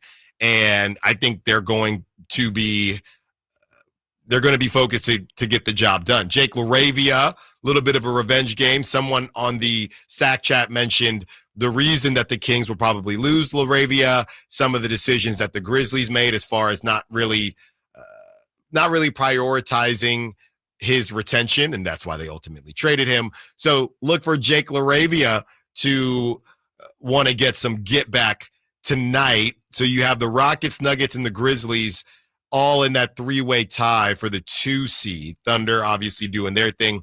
Then you have the Lakers, who are a game back behind that 3-way tie. The Warriors a couple games behind them. And then you get into the Warriors and the Grizzlies. They're tied at 6 and 7, both of them trying to avoid the play-in. And goodness gracious, you got to scroll all the way down. You got to go to read more to see where the Kings are located. 4 games back now of the Clippers, and it's you're in the 9. You're a game and a half ahead of the Mavericks. Okay, a battle of just the Kings 5-5. Their last 10 does not feel like that because they've lost 4 straight. The Mavericks have lost 3 straight. They're 2-8. So everyone just avoiding any sense of victories and winning basketball. Then you go down to the Suns in the 11 seed, and they are, what are they, 2.5 games back of the Mavericks. So the Suns and then the Blazers, 2 more games back of them. Thought the Blazers just came back to reality. I thought maybe they could get spicy, but I think it's the Suns or bust. Pretty much. Blazers are like 1 year behind the Rockets in terms of long rebuild. So they're getting there. Keep the same energy. Sacramento, we're not Dallas. We are not Dallas. We are not Dallas, Yes. Everybody. Let's keep that energy. People are going to say a lot about us, but one thing they can't say is that we're Dallas. At least we're not Dallas. Print the shirts. Print the shirts. We are not Dallas. And we couldn't have been Dallas because we did not draft Luka Doncic. And wow, that's a terrible hypothetical. I just thought about, if the Kings had drafted Luka, would they have been run so poorly that they would have traded Luka by now? I don't think so. No. So there's that. At least they wouldn't have traded Luka if they had drafted him. Right. Yeah. Everyone's laughing at the Kings because they didn't get Luka. Well, guess who doesn't have Luka anymore? That's right. That's right. The Dallas Mavericks. That's right. Hey, if we're going to mess up, we're going to mess up early. We're just not going to draft Luka. We're not going to draft him and trade him. That's ridiculous. We will trade De'Aaron Fox, though. That's the CJ McCollum joke we had earlier. It's like, would CJ coming back right the wrong, instead of going through 8 years of making the playoffs and tanking like Portland, we're just going to be bad the whole time. We're going to skip the heartbreak and just be bad. No, we're just going to be bad and just skip the plot. Just skip pass on CJ. You know what this whole thing reminds me of? The LeBron meme where LeBron thinks that he's creating the first deluxe album. Right? Or he's walking through the process because he helped on some random 2 Chainz album. This is years ago. And LeBron is explaining, hey, you know what? What if we re-released the album? And when we re-release the album, we add a couple more songs. And the way he's talking is if in his mind he has created the first deluxe album, and the clip is, here go 2 more for y'all. That's the LeBron that's clip. what that's from? Yes, it's from LeBron explaining to 2 Chainz, a musical artist, that he should put out a deluxe album, as if 2 Chainz does not know what a deluxe album is. And he says, how about 2 more for y'all? That has been the Kings season. Hey, you think that it's been crazy so far? Here go 2 more for y'all. Now we're going to fire the coach. Here go 2 more for y'all. Should we? Now we're going to trade De'Aaron Fox. Should we make, this might be a thing for April, should we make a deluxe album of the Kings season? Like just like sound bites and moments from the season. We should make a deluxe album of the Kings season. Here go 2 more for y'all. Well, hopefully there are not 2 more losses. Hopefully there's 1 win that is coming on the other side and happening tonight. When we get back, we will break down who else is in action and whether or not anybody's going to help the Kings. But the Kings need to help themselves. Allen Stiles, Sacktown Sports. The only place you'll find Keegan Murray is Sacktown Sports. Out to Keegan Murray, straight away for 3, and Keegan knocks down the triple. Hey Sacramento, it's Keegan Murray, and you're listening to the home of Sacramento Kings, Sacktown Sports. Your local sports leader. If you're 55 and up, T-Mobile has plans built just for you. 2 lines of unlimited for just $30 a line. That's a 45% savings compared to Verizon and AT&T. But don't just take our word for it. It's not just the savings that are great with our T-Mobile plan. There's all this value from all these other things that T-Mobile offers. T-Mobile has been such a savings for us. We love it. Switch today and get 2 free 5G phones like the Motorola Edge with turbo power charging that gives you power for the day in just 15 minutes. And customers 55 and up can get 2 lines of talk, text, and data for only $30 a line. Go to T-Mobile.com/choice55 to learn more. With AutoPay plus taxes and fees, plus $5 per line without AutoPay. Debit or bank account required. 45% off 2 lines versus AT&T Starter and Verizon Welcome. Plan benefits vary. Motorola Edge on us with 24 monthly bill credits and new line for well-qualified customers, plus tax and $35 per line connection charge. See details at T-Mobile.com. Motorola Edge requires 68-watt charger. Charger sold separately. Actual performance will vary based on usage and configuration.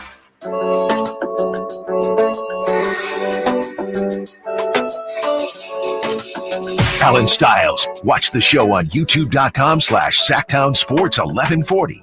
Or listen on the Sacktown Sports app.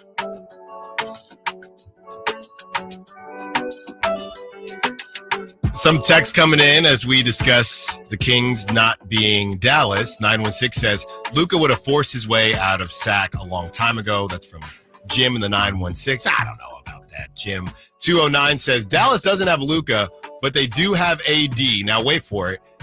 Say they do have AD, who is better than any player the Kings have ever had. Now, we don't have time for that bait, 209, because we have the preview, but that feels wrong to me. There is a debate to be had. And the argument also is, when is Anthony Davis? Actually, I did see, Kyle, I think I saw Anthony Davis is it never came out that they were going to shut him down. I think he might be getting closer. I feel like I saw that before I got in the car on the drive in. Yeah, so he's going to the G League team to do a rehab assignment. So I guess we're probably going to see him at some point. Okay, hold on now. Let me look back at this. Let me look back at the standings again. Now that Anthony Davis, the Mavs will actually have a player above 6'5". So the Mavs are a game and a half behind the Kings. And Anthony Davis not being shut down, seems like he's coming back soon. The Kings could easily be the 10. Easily. It's possible, but well, let's go to our playoff predictor thing. This week is huge for the Kings. You can't lose all of these games. And the reason I'm saying that is because you have the Cavs, you have the Celtics, you have the Bucks, you have the Thunder. You can't just lose. You have to beat a team that you're not supposed to beat. Maybe 2 of them. Basically 23% chance that they end up in the 10 and the Mavericks end up in the 9. Okay. There's a weird scenario where the Kings do fall out completely, but pretty much it's like 25% chance that they end up in the 10 and 70% chance that it's 9-10 in Golden One Center. Yeah. Unlikely, but the Kings do have to beat somebody over the next month. That's what I'm saying. They can't lose every game. No. But as long as they just beat a couple teams, the Mavericks still don't have a big man. So I don't think Anthony Davis is going to solve all their problems with Kai Jones coming off the bench. Yeah, I won't be in the building tonight, but I do wonder, and I'll be texting the Kings insiders, Chris and Frankie. I do wonder what the vibe will be, because it gets to a point where fans are, it doesn't sound desperate, but it's almost as if the fans are just trying to will a victory out of this team. You get the Grizzlies, who no Ja Morant and no Santi Aldama. You get the Grizzlies who, they're used to playing without Ja, but look, Ja Morant is a heck of a ball player. If you don't have to worry about Ja, that helps a lot. So this is a game where everybody knows it. This is one of the easier games, and this is just part of the gauntlet, but this is one of the easier games, relatively speaking, that you'll have. I wonder how the building will be tonight, because I just know that fans are just trying to get to a point where this thing can get back on the right track. So it's not going to be easy, but you start looking at this Mavs team, and you're getting Anthony Davis back at some point. You cannot just continue to lose basketball games. You're at 4 in a row here. We could joke about the future and where this team is going, purgatory, all we want, but at some point you're going to have to win a basketball game. Yeah, and if it comes against one of the above 500 teams, great. If it comes against Chicago, or because that was the other thing, is losing to Phoenix. That was supposed to be one of the 5 easy ones. That's the problem. So you've only got now, if I'm remembering correctly, you've got Chicago, you've got Orlando. And it's a back-to-back, too. So you have the Grizzlies today, you have the Cavs on Wednesday, and the Bulls on Thursday. So that's your back-to-back. Then I think the Bucks on Saturday. Then you host the Bucks on Saturday, and you host the Celtics on Monday. And this one is the killer here. It's the Monday, Tuesday back-to-back. Host the Celtics, host the Thunder. I guess in a way it's a relief, because they're pretty much locked into 9 at this point. Could you imagine if they were like in the bulk of the race and had to win those games? At this point, they're pretty much locked into 9. So I feel like there's a little less pressure. Yeah, but we're here because they did not win basketball games. Yeah, but that means they're probably the 9th best team in the Western Conference, instead of trying to jump to 8, which, by the way, I'll say it again, 9th best team in the Western Conference. All you got to do is win one game. Yeah. One game at the Intuit Dome, where they basically just were a 1/12 of an inch away from beating the Clippers without Sabonis. All you got to do is just win that one game, and you're going to get to the playoffs, where you will probably play the Thunder. And they have not beaten them yet. They beat the Thunder last season, though. Yes. I think their average margin of defeat is like 28 this year. Well, and when they lost to the Thunder, I think something weird. It's something De'Aaron Fox. Something weird was happening. It was the last Fox game. It was the one. Didn't Jalen Williams? He didn't even play, I don't think. Yeah, it was the one where Vivek flew in and Jason Anderson came on the radio and talked to us about how the mood was in the locker room, and then the trade happened the next day. Isaiah Joe. Yeah, but when they played at Golden One Center, it was 130 to 104. Yeah. So. Wow, I just realized the Thunder are averaging 137 points per game against the Sacramento Kings this year. Not good. No Clippers in action tonight, but the Nuggets are headed to the Bay to take on the Golden State Warriors. So that'll be a good game and a potential matchup, depending on how things shake out. So I'm interested to see how the Warriors play. Jokic, they've been kind of getting away with super small ball, and I don't know how that's going to work with Jokic and the crew that the Nuggets have. We mentioned obviously the Grizzlies at the Kings, Pacers at Timberwolves. I think an interesting game. We're not looking at these teams anymore as far as the Kings catching them, but they've won 8 in a row and are somehow still the 7 seed. Yeah, well, this is a huge night for both the Timberwolves and the Warriors. You have to keep pace with one another, But if the Timberwolves are able to take down the Pacers, and let's say the Nuggets beat the Warriors, the Pacers, all you got to do is just kind of see your name out of the play-in, and I think it gives you a lot of hope. I don't. The Timberwolves get that hope today, but the way you know what, I'm happy that the Warriors are actually playing a legitimate NBA team today. I'm happy about that.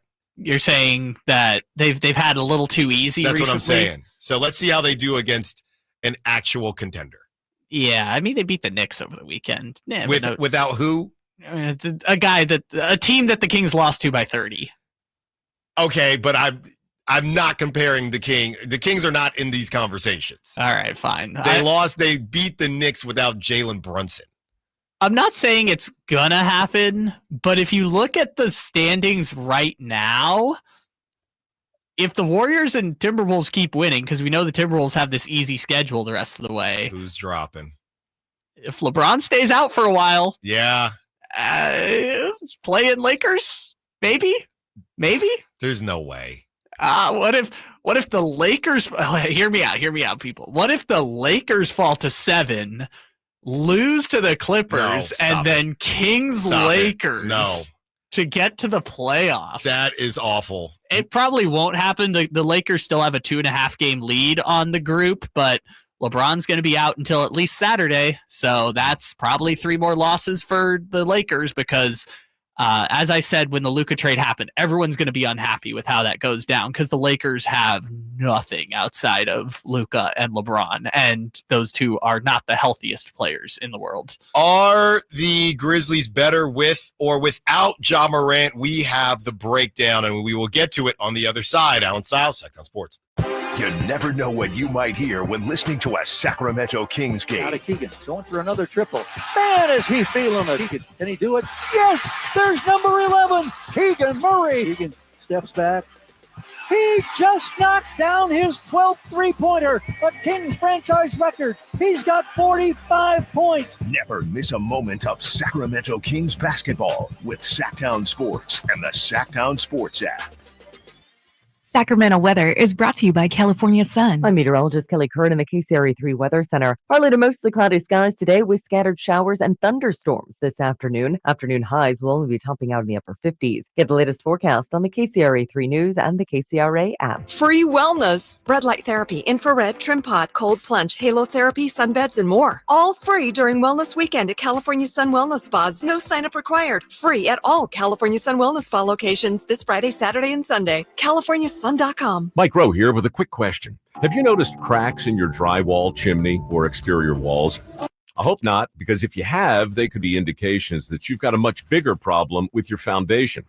That's where Groundworks comes in. They can honestly assess your situation and create a plan to stabilize your foundation. Schedule your free inspection at groundworks.com/row. And while you're there, check out my latest dirty job. It's a good one. Licensed in all states where work is performed. See website for details. It's a myth to think you don't play golf well enough to get fitted for golf clubs. The professionals at the Hagen Oaks Player Performance Studio would argue that playing the game with golf clubs properly fitted to your body and swing characteristics is the best way to improve your game and have more fun on the golf course. With a professional staff of fitters, all the major brands of equipment, and cutting-edge technology featuring TrackMan, the indoor-outdoor Hagen Oaks Player Performance Studio is worth a look. See for yourself. Fulton Avenue at the Cap City Freeway. Schedule your fitting at 916-808-2531. 808-2531. Sacramento's premier country music festival, Country in the Park, is coming back May 16th and 17th at Cal Expo with Bailey Zimmerman, Billy Currington, Cole Wetzel, Nate Smith,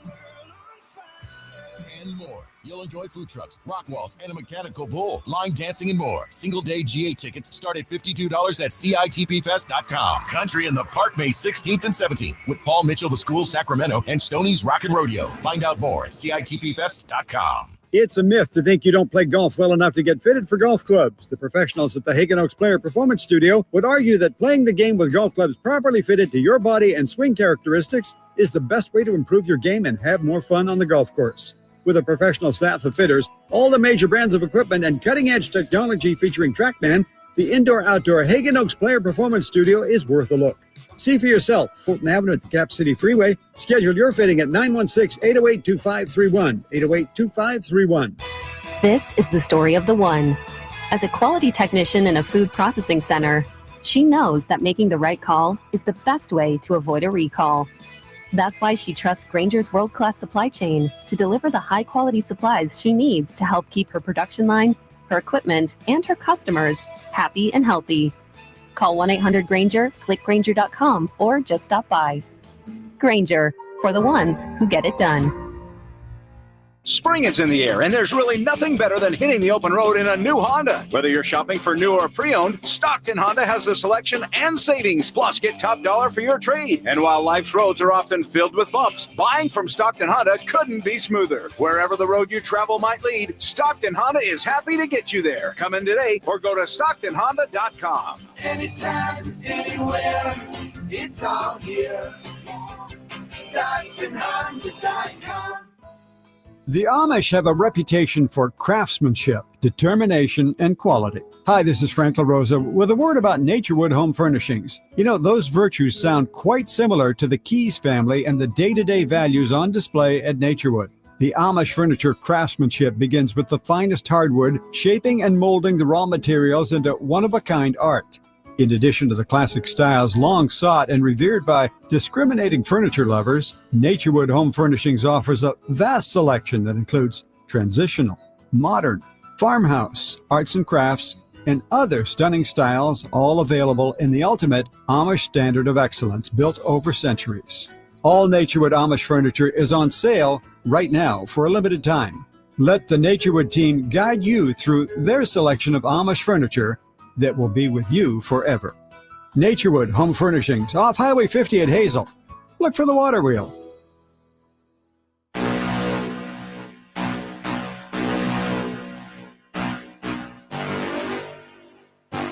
Allen Stiles You can join the show by texting 916-339-1140 on Sacktown Sports.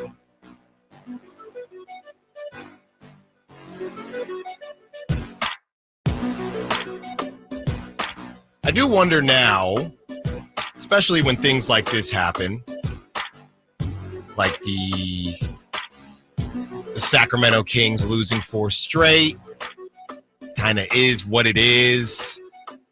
As far as the roster, I do wonder how much the A's will have to win to start to ingratiate themselves, right? When I was out this weekend, somebody had on the sack shirt with the A in the middle being the Athletics logo, because for years you had the Kings were actually in worse spots than this, where they're just not competitive at all. But now a kind of weird situation like this season where it's not over, but it's kind of over as far as any real hopes, but there's still a glimmer of hope if some things fall their way. But now you can look forward and say, hey, A's start up pretty soon. Opening day is in a couple weeks here. Maybe the A's can surprise us. There's a different level or a new level of hope where, maybe you followed the A's before when they were in Oakland, or maybe you're a Giants person and fan, but the A's are in your backyard now. So I do wonder how good the A's will have to be and what level of care most Sacramentans will have going into this season. Because if I'm looking around, all right, the Kings play tonight. They forgot how to win a basketball game. So I'm going to watch when it's on. I'm saying if this wasn't my job. So I'm going to watch if it's on, but I'm actually kind of looking forward to maybe the A's can make some noise, maybe. Yeah, next week is when this is going to start because the A's play their first game on Thursday. Yeah. So, which is crazy, by the way. Yeah. They're 2 weeks away from the Sutter Health Park debut. I don't think there's a scoreboard up yet, but they're 2 weeks away from the Sutter Health Park debut. So I guess we'll start asking that question of, are people going to be demanding A's talk or seeking out A's talk? Which my hypothesis, I don't know until it's happened, but my hypothesis is they're going to have to be like in a playoff race and not like, oh, they're 4 games out going into July. Like they're going to have to be in the 5 or the 6 seed going into June and July to get people really invested. Yeah. And obviously even during the off. So last summer was a little bit different because the Kings, they had a pick. It was not supposed to be a good draft, but they had a pick. I mean, Chris Watkins, myself, we did how many shows about who the Kings should draft, right? So some of this kind of remains to be seen. We also knew based on how the season ended that the Kings were not going to run it back again. So we knew something was happening. We just didn't know exactly what. DeMar DeRozan, that when that broke, that was huge. That gave everybody a level of hope, and we were breaking down what could happen next for the Kings. And then you had the draft, and the Kings take Devin Carter. So this season, or this offseason, a lot of it still remains to be seen because you have to see what happens with the Kings. I mean, it's not probable, but it is still possible that the Kings sneak into a playoff game. And if that happens, or a playoff series, and if that happens, how are they viewed? You have the DeMar DeRozan thing where, hey, at this point, I'm trying to play legitimate, competitive basketball and put myself in some playoff spots. So what happens with DeMar DeRozan? What happens with Keegan Murray? And I guess number one, what happens with Doug Christie? So there are questions to be asked with the Kings, but we can't answer those questions until they have definitively not made the playoffs, which they technically are still capable of doing. Of course they're still capable of making the playoffs. All they got to do is just go into the Intuit Dome and beat the Clippers in one game, and they're in the playoffs potentially. But I understand your sentiment. And honestly, I think even when they don't make the playoff, I think we're still going to be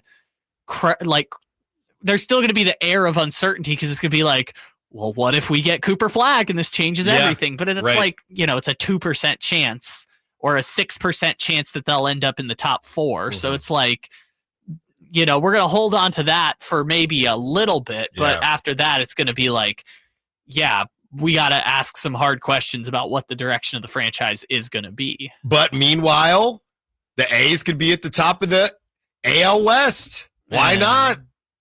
Why not?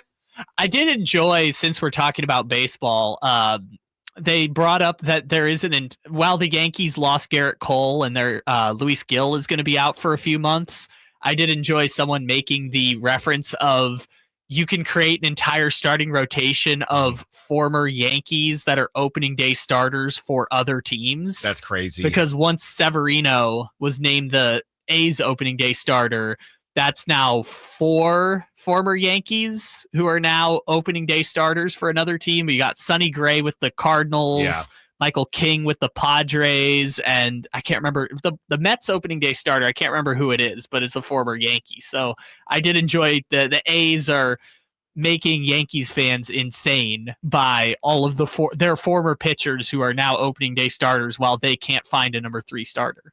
Yeah, the A's are definitely going to at least have everyone's attention. You know what? And it kind of helps because the Kings are close to done. It kind of helps that transition because everyone is going to be looking for give me something else. And the A's, it's going to start out hot. It's just a matter of, are you actually winning baseball games? But I do think you have and I think it'll be the whole season, but you can go. I mean, you go 2 months here, right? 2 months, and you're just be frisky, just be annoying, be a little frisky. And I guess I'm disagreeing with you a little bit, Kyle, for this specific season. I don't think that the A's need to be that good. Now, are we going to sit here and do a 4-hour show talking A's? No, but I do think that the A's will garner some attention as long as they're at least a little bit competitive. Is there literally anything that could happen on the field for us to talk about the A's for 4 hours? I mean, if they're number 1 in the West, but I still don't think that's 4 hours. hours. I don't think so. If they're number one in the West after 2 months, you could probably get 2 hours. If they're number one in the West and Brent Rooker hit a walk-off grand slam, how long would we talk about the A's? After 2 months.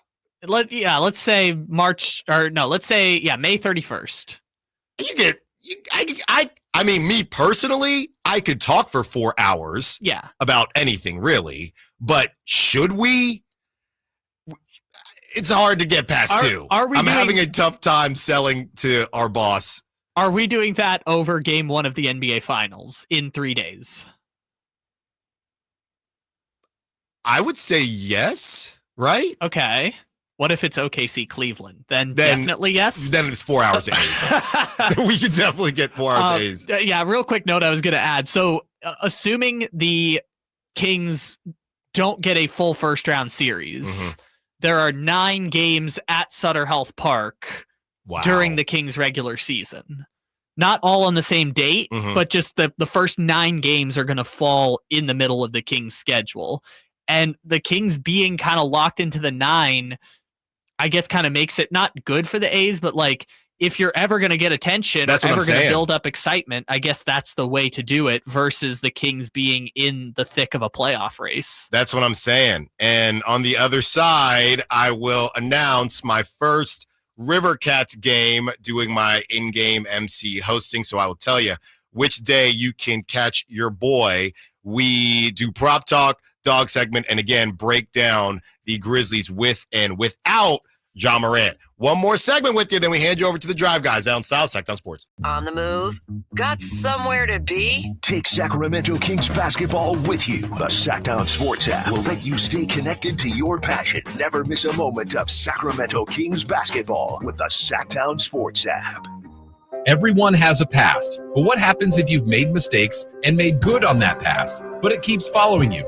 Are you looking for an attorney to erase past records and restore your rights? Maybe even restore your gun rights? Do you need a reputable criminal defense attorney who knows even good people make bad mistakes? Well, the attorneys at Gonzalez Law Office are here to help. Find Gonzalez Law Office online at saclegaldefense.com or call them at 916-304-9187. We don't settle for less, and neither should you. Big savings are back at Folsom Lake Honda, your one-stop Honda shop. New Hondas are piling up, and that means big savings for you. Looking to own or lease? During the spring sales event, drive a brand new Accord or Civic. Visit us today at FolsomLakeHonda.com, your one-stop Honda shop. As a family-owned and operated dealership since 2009, customer service is our number one priority. Our customers love doing business with us, and you will too. Folsom Lake Honda, yeah, your one-stop Honda shop. Danzig live with special guests Down, Aboth, and Cro-Mags.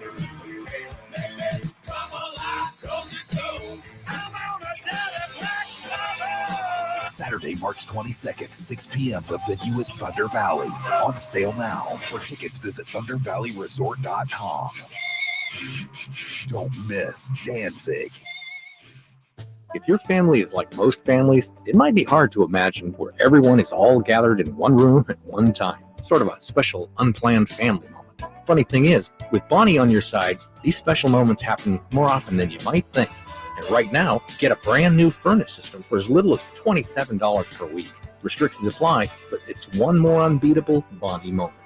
Bonnie, plumbing, electrical, heating, and air. Bonnie.com. Bonnie! License 696-355. Get ready for the high-octane action. It's the 76th season opener at the Stockton 99 Speedway, March 29th. Watch the intense racing action as the Stockton Late Models, NorCal Mini Stocks, NorCal Legend Series, Pure Stocks, and Fast Car Solutions Mini Modifieds tear up the track. It's fast, it's thrilling, it's non-stop action you don't want to miss. Family-friendly fun, food, and excitement for everyone. Gates open at 5 p.m. Racing starts at 6. Stockton 99 Speedway, where speed and excitement come to life. March 29th. Be there for the 76th season opener. For tickets, visit Stockton99.com. What's up? We're talking to Chad Hoblet, Hoblet Dodge, Chrysler, Jeep, Ram, and Woodland. Chad, it's Ram Truck Month. The sales event's going on right now, and I know that means heavy discounts. It's not just a discount. It's big discounts on hard-to-find Ram heavy duties. Right now, save up to $16,000 off MSRP on remaining new 2024 Ram 2500 and 3500 heavy duties. When you need a hard-to-find truck, Hoblet has it, with over 500 new Rams available. Just one of the many reasons Hoblet always ranks as one of the biggest and best Ram dealers in all of America. America. And we are proud of that. But we don't just sell Rams. You have to check out the Hoblet Certified Pre-Owned Supercenter with 200 vehicles available and 30 under $20,000. Search, select, and save through their whole inventory at HobletDodge.com. Unbeatable prices, unbeatable selection. Nobody beats Hoblet, period. 16,000 total net savings after 71.29 factor rebates and 88.71 dealer discounts. Rebates include 500 first responder bonus cash for eligible first responders and 66.29 West BC standalone 10% below MSRP. 5 vehicles at this net savings. Simple VIN 316786. Not everyone will qualify for all rebates. See dealer for details. Meanwhile at Xfinity. Okay, huddle up. Do you realize how many fans stream basketball? It's madness. But real fans stream with Xfinity Internet. Totally. We've engineered the fastest connection. With reduced buffering and low lag. 'Cause making streaming better is what we do! Yeah! Yeah! Can we let go now? It's really not a huddle with two people.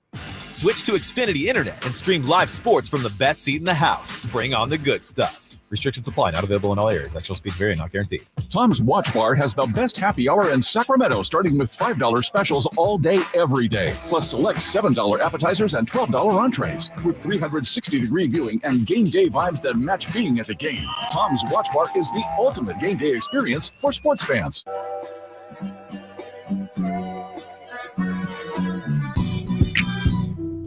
Your home for Kings talk and so much more. Live and local. Allen Stiles on Sacktown Sports.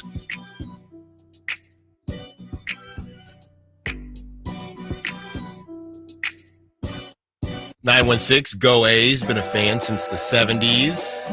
So getting some text. People excited about the A's, but Kings ain't done yet. And they get an opportunity to get back on the winning side of things against the Memphis Grizzlies. The Grizzlies with Ja Morant in 43 games. They are 5th in net rating, 6th in offensive rating, and 12th in defensive rating. Without Ja Morant, 4th in net rating, 2nd in offensive rating, and 12th in defensive rating. So the defense doesn't change, but they're better offensively without Ja Morant. And if you remember, I believe this was in Memphis, Ja Morant was terrible, got ejected, and the Grizzlies took over after he got ejected, and they beat the Kings. So everyone, no Ja Morant tonight. The Kings were playing better when Ja Morant was on the court. Remember how quaint of a time that was? This was December 5th. The Kings lost. I still remember because this was one of the first shows that we did together. Yeah. And I remember coming back and it was like the controversy was the Kings aren't scoring enough bench points. Yes. Remember that's how right. nice it was back then, back in the easy Little times? did we know that this thing was going to get destroyed. When all we had to do was come in here and do 30 minutes on should the Kings find more scoring off the bench. Malik Monk isn't off the bench anymore, and their bench is getting crushed. How can they survive? Remember how nice that was? Remember how quaint of a time that was? It is. We ain't in Kansas anymore, and life comes at you fast. That's all I have to say. Before the Armageddon. Yes, and now the Kings looking to get back in the W column against a Grizzlies team that is in a 3-way tie for the 2 seed. So both teams very motivated to get it done tonight. I know Golden One will be rocking, but I will say if this thing does look ugly early, I wouldn't be surprised if there are boos. I just wouldn't. And it's all on the Kings to kind of figure this thing out. Doug Christie felt really good about their practice and feels like things are starting to turn around. And they're going to have to turn around things fairly quickly here. They're literally running out of time. And we are approaching that crazy combination where you have the Cavs, you have the Bucks, and then you have a Celtics Thunder back-to-back next week. Just incredible stuff. Yeah, if there's going to be boos tonight. Oh, man. Oh, my goodness. This is game 1 of 7 on the homestand. What is going to happen by the Thunder game? That's like game 6. Yeah. But, hey, you win basketball games, and everything starts to make sense. And Doug Christie feels good about where the Kings are at. Malik Monk has said himself he knows he has to be better. Everybody knows they have to be better, and they are They're going to look to do just that. And, it's not going to be easy. No one's going to give them anything because now they're being looked at on the other side. Now they're being looked at as, hey, we have to get this W. We have to get this W because we have to enter whoever the better teams are in either conference. So now you have teams like for the Grizzlies tonight, hey, no job, but we got to get this one. This is one we have to have. So you have to take that personally, and you have to make sure, it even feels long ago from the 7-game winning streak when it was, oh, nobody messes with us on our home court. Well, we're about to see. We're about to see. Remember that? I mean, remember when they went and saw the beam? Oh, my God, that's right. Oh, remember when they went on the roof and everyone was like, this is so much hope. This is our team. This is our city. We are united. That's right. Oh, my God, that feels like a lifetime ago. Do you gosh, I don't want to do this for the whole segment, but do you remember when the Jaden Ivey game happened? Not when Mike got fired, later that day, but when the Jaden Ivey game happened, we were like, well, it can't possibly get crazier than that. Right. 5 losses in a row on a 4-point play. Nothing could possibly be crazier than that. A lot of people had said that the Clippers game broke the Kings. What's funny is the reality is the Kings have been broken 3 different times. And I would say that Pistons game, I would say probably broke the Kings the most. When that happened, it was incredible. I hadn't seen anything like it. Yeah, it was a loss unlike any loss that had ever. I mean, we had the stat, a team down 3 with 1 second left losing in regulation has happened twice in the last 10 or 20 years or something. Yeah, so the Kings are looking to make some new memories to harness what they had at the beginning of Doug's tenure, and it all starts tonight. All right, Kyle, let's get into some prop talk. By the way, home game, so Drive Guys on location at Golden One, so no crosstalk today as Whitey Gleason and Kyle Draper, Jay Johnson get you ready for the Kings taking on the Grizzlies. Kyle, I'm just going to keep it pretty simple here. This is a guy who, honestly, not a bad game, but just kind of looking for him to have another explosion. And honestly, as we were talking, it bumped up. It was at 21.5, and Zach LaVine just bumped up to 22. I'm going to take it anyway. I think we're due for a Zach LaVine heater. So that's what looks good to me right now. Give me Zach LaVine, 22 points. I'll take the over, and I just think he's due for a big heater game. Kyle, who you got? All right, so I was going through the props, and honestly, all the points ones sound difficult for the Kings, which is kind of happening every week at this point. You're not wrong. I mean, right. I feel the best. I'm just basing it on volume. Yeah, it's going to be one of them. I just don't know which one it is week to week. Your safest bet, honestly, is probably DeMar DeRozan because you know he's going to shoot it. I guess, but DeRozan's been averaging 24, and they're just setting it at 24. So it's one night he hits, one night he doesn't. It's one tough, night he hits. Man. So I was going through, because we haven't been able to pick Sabonis for a while because he missed 8 games and then came back against Phoenix, but we didn't know he was coming back against Phoenix. So this is the first time in a while Sabonis has been available for us. Right. And so he's at 35.5 points, rebounds, and assists. I'm like, okay, he was usually set at 39 or 40 or something. It's a little low. But then I saw Jaren Jackson Jr. is also at 35.5 points, rebounds, and assists.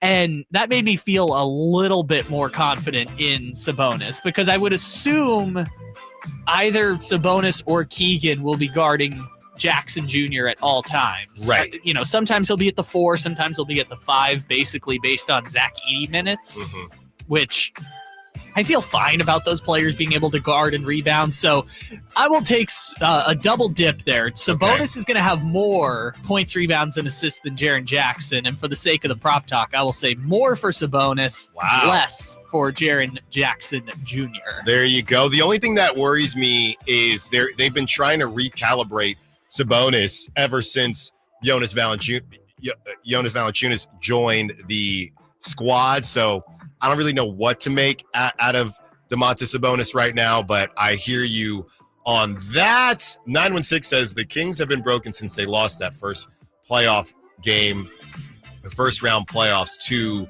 the Warriors. You might be onto something, 916, but that team is essentially gone now. So, you got to get some Gorilla Glue and figure it out, and that's what they're going to do. It all starts tonight. Kyle, it's time for Dog segment.